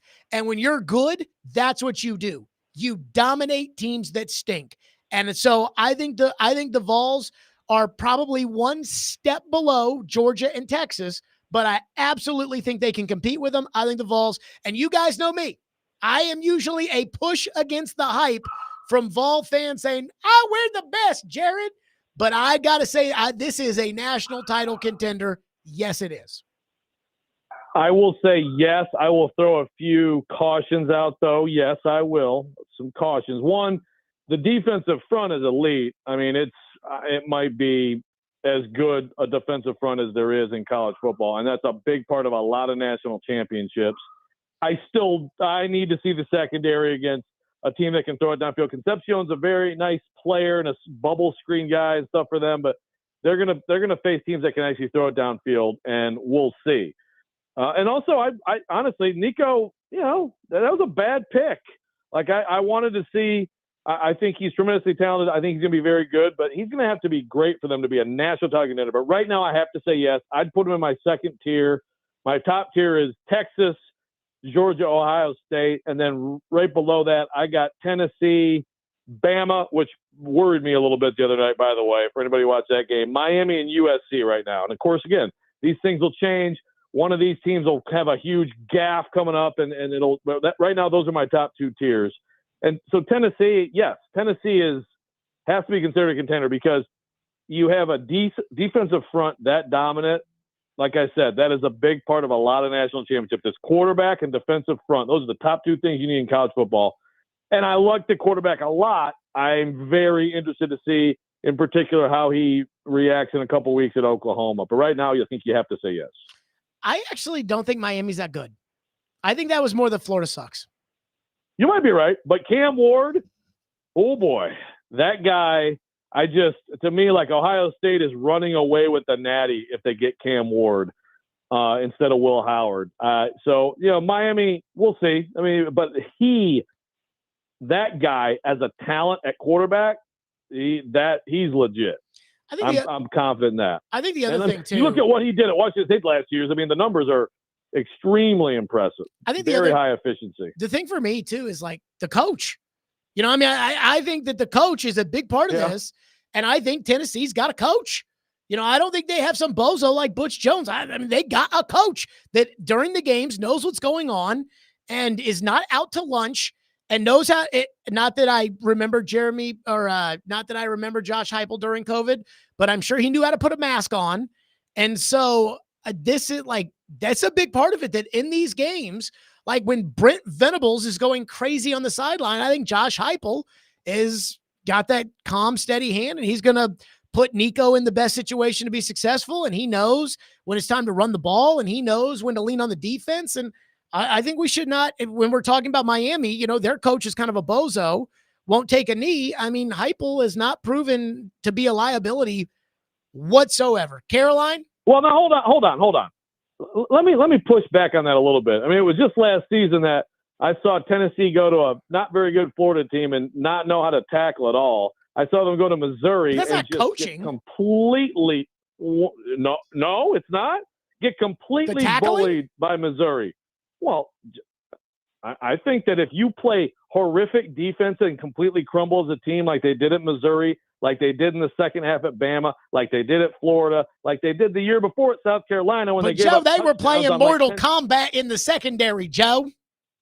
Yeah, exactly. I mean, Heupel, don't get me wrong, he's a good coach, very good coach, but it's not like he has this infallible record either. He has stuff to prove the rest of this year. I don't think Heupel can win when he's got worse players, but I think that his players are good enough. Like, again, I would pick Georgia and I would pick Texas if they were to play, but I'm just saying, like, I do not think that Heupel ruins the game on the sideline. And I think a guy like Mario Cristobal, I think he ruins the game on the sideline.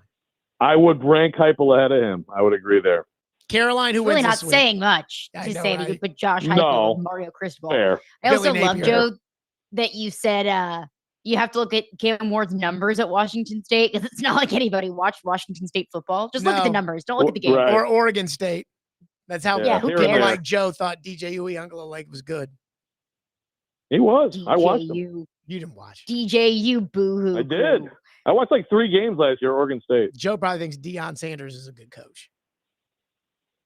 Do you, Joe? No, I do not. I do not. No. Good. I just wanted to make sure. As for who wins this week, I think the real winner is pretty obvious. It's Demario. Demario is the real winner of the week. We should rename this entire segment not Jared versus Joe, but Will versus Demario, because that's what it looks like it's going to be on Sunday. Joe wins this week. He needed one. The Peter Skoronski take. The B word is not a word that I take lightly. Like, to be a bust, I think that you have to be truly awful or truly unavailable, and you cannot stay on the field. Peter Skoronski is not absolutely horrendous. Yeah, is he worthy of the 11th overall pick? No. But Jared, I think that you had your mind made up about the value of the pick a long time ago. And anything that Peter Skoronski does that is not absolutely glowing or all pro caliber, you're going to go back to that. So do you think Dylan Radins is a bust? Do I think that Dylan Radins is a bust? Well, it's different. A 2nd overall pick versus the 11th overall pick. That value is a lot different. Well, he wasn't I the don't second think that overall Dylan pick. Radins Second round pick. Did I say overall? Yeah. Second round, excuse me. 2nd round pick versus 11th overall pick. I don't think that Dylan Radins is an absolute bust. No, I do not. Because right now, Dylan Radins is better than Peter Skoronski. And you were willing to write him off. You called him a bust 2 years ago. So were they. Exactly. When they fired the general promised us manager he was because a of it. bust years ago. They fired the GM because of it. And they But put here's the thing with Sadiq Skoronski, Charles though. ahead of him. The thing with Skoronski, I'm done with the excuses. Like, you bring in Bill Callahan for a reason, and then you continue to make excuses for him. No. None of that. No more of the excuses for Peter Skoronski. But I think there's a gap between needs to do a lot better and tired of the excuses and bust. Joe, congratulations on your victory. Thank you. The day of Demario. Demario. 615-737-1025 is the phone number. 615-737-1025. So I have, from Joe and others, a little pushback on Demario. I have a different, I think I've come to a realization on it that I want to get to next. We'll do that. Stillman & Company, 102.5-106.3 The Game. Let's talk Window Nation. That's right. I love Window Nation. Window Nation can take great care of you. And the thing I know about Window Nation is that they take their clients seriously. They came out to my home. They looked at my windows and said, actually, your windows are solid. You do not need to upgrade your windows. I said, you got to be kidding me. They said, no. I'm like, that is incredible. And that's how I know they're a trustable company. Did you know that most of your home's cold AC this summer leaked out through your old windows? Because with the nice weather this September, it's a great time to replace them with the energy efficient ones that save money on heat this winter. Right now, buy 2 windows, you'll get 2 windows free. There is no limit on how much you could save. You could even save more with 0 down and no interest or payments for 24 months. Again, buy 2 windows, get 2 windows free, no payments, no interest for 24 months. I think it's great. Give them a buzz right now at 866-90-NATION to schedule a fast, no obligation in-home estimate with the pros at Window Nation. That's 866-90-NATION, Window Nation, windownation.com.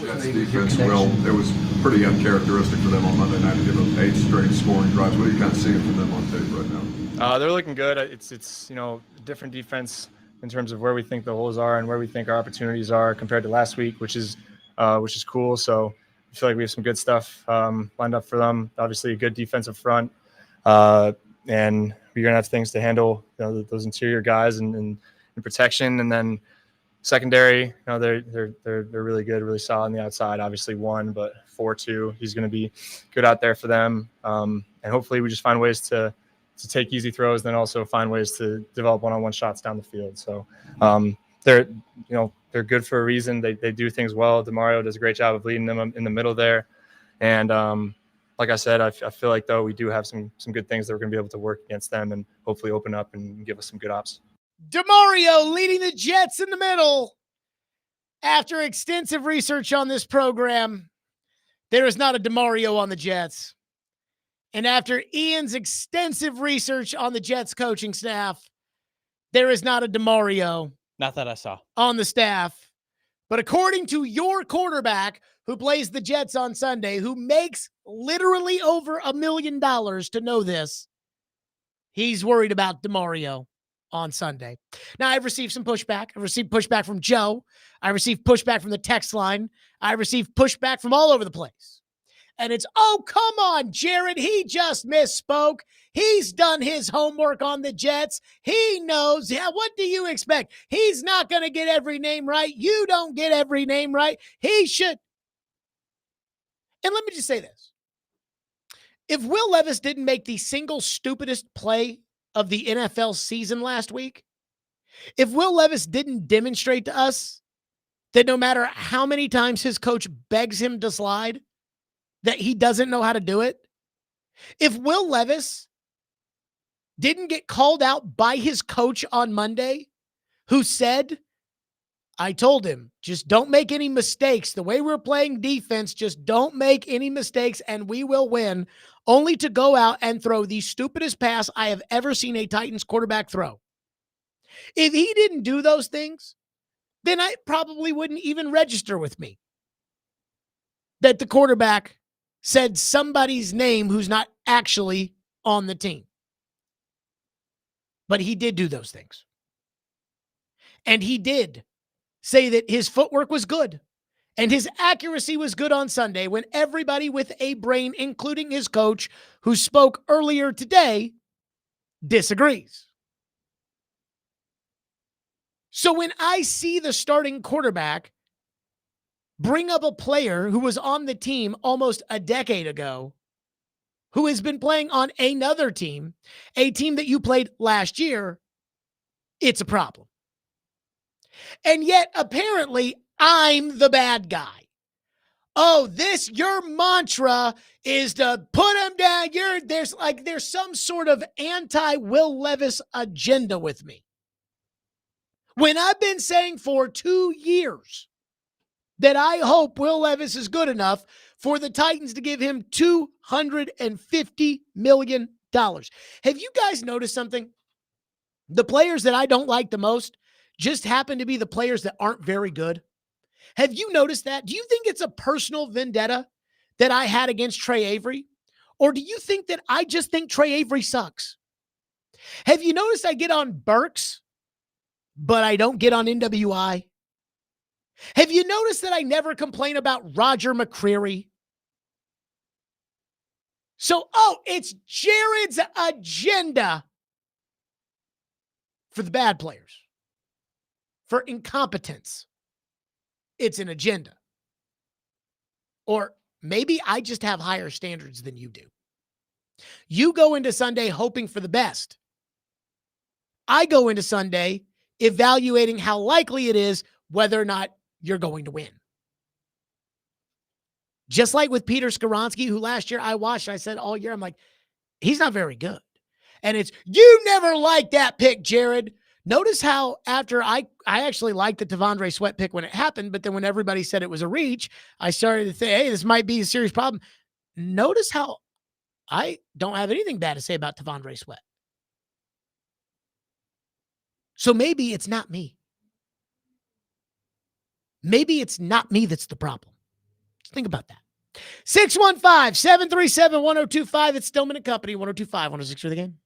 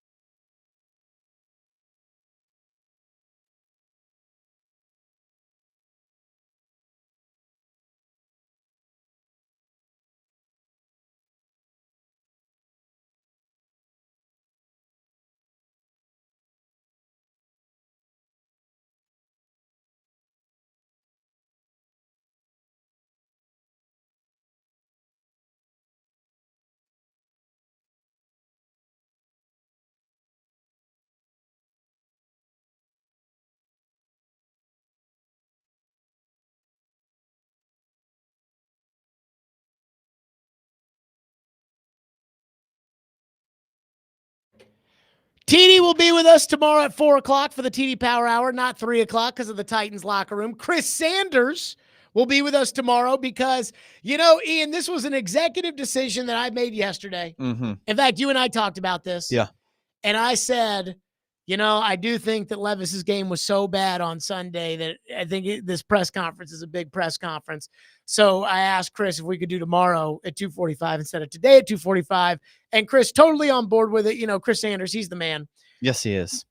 And if we hadn't done that, I would have missed Demario Gate. Demario, the star of the Jets, who's not even on their team. I feel like there needs to be like some type of song. Surely there's a song somewhere. I don't know if it has the name Demario, but we find something similar somewhere.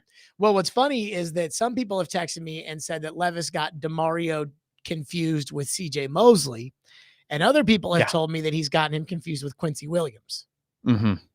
So we don't even know who Demario is on that team. No, not really. Could be Mosley, could be Williams. That's we know true. It has to be one of those two because he said it was in the middle. In the middle. And those are the two that are in the middle as far as Or they Quinnen are concerned. Williams. That would be a stretch. I don't know. For Demario. Okay, that's it for us. What a wild show we had. Stillman and Company. We will see everybody tomorrow. Live will be our final show at First Horizon Park for the season. We'll see everybody tomorrow at 2.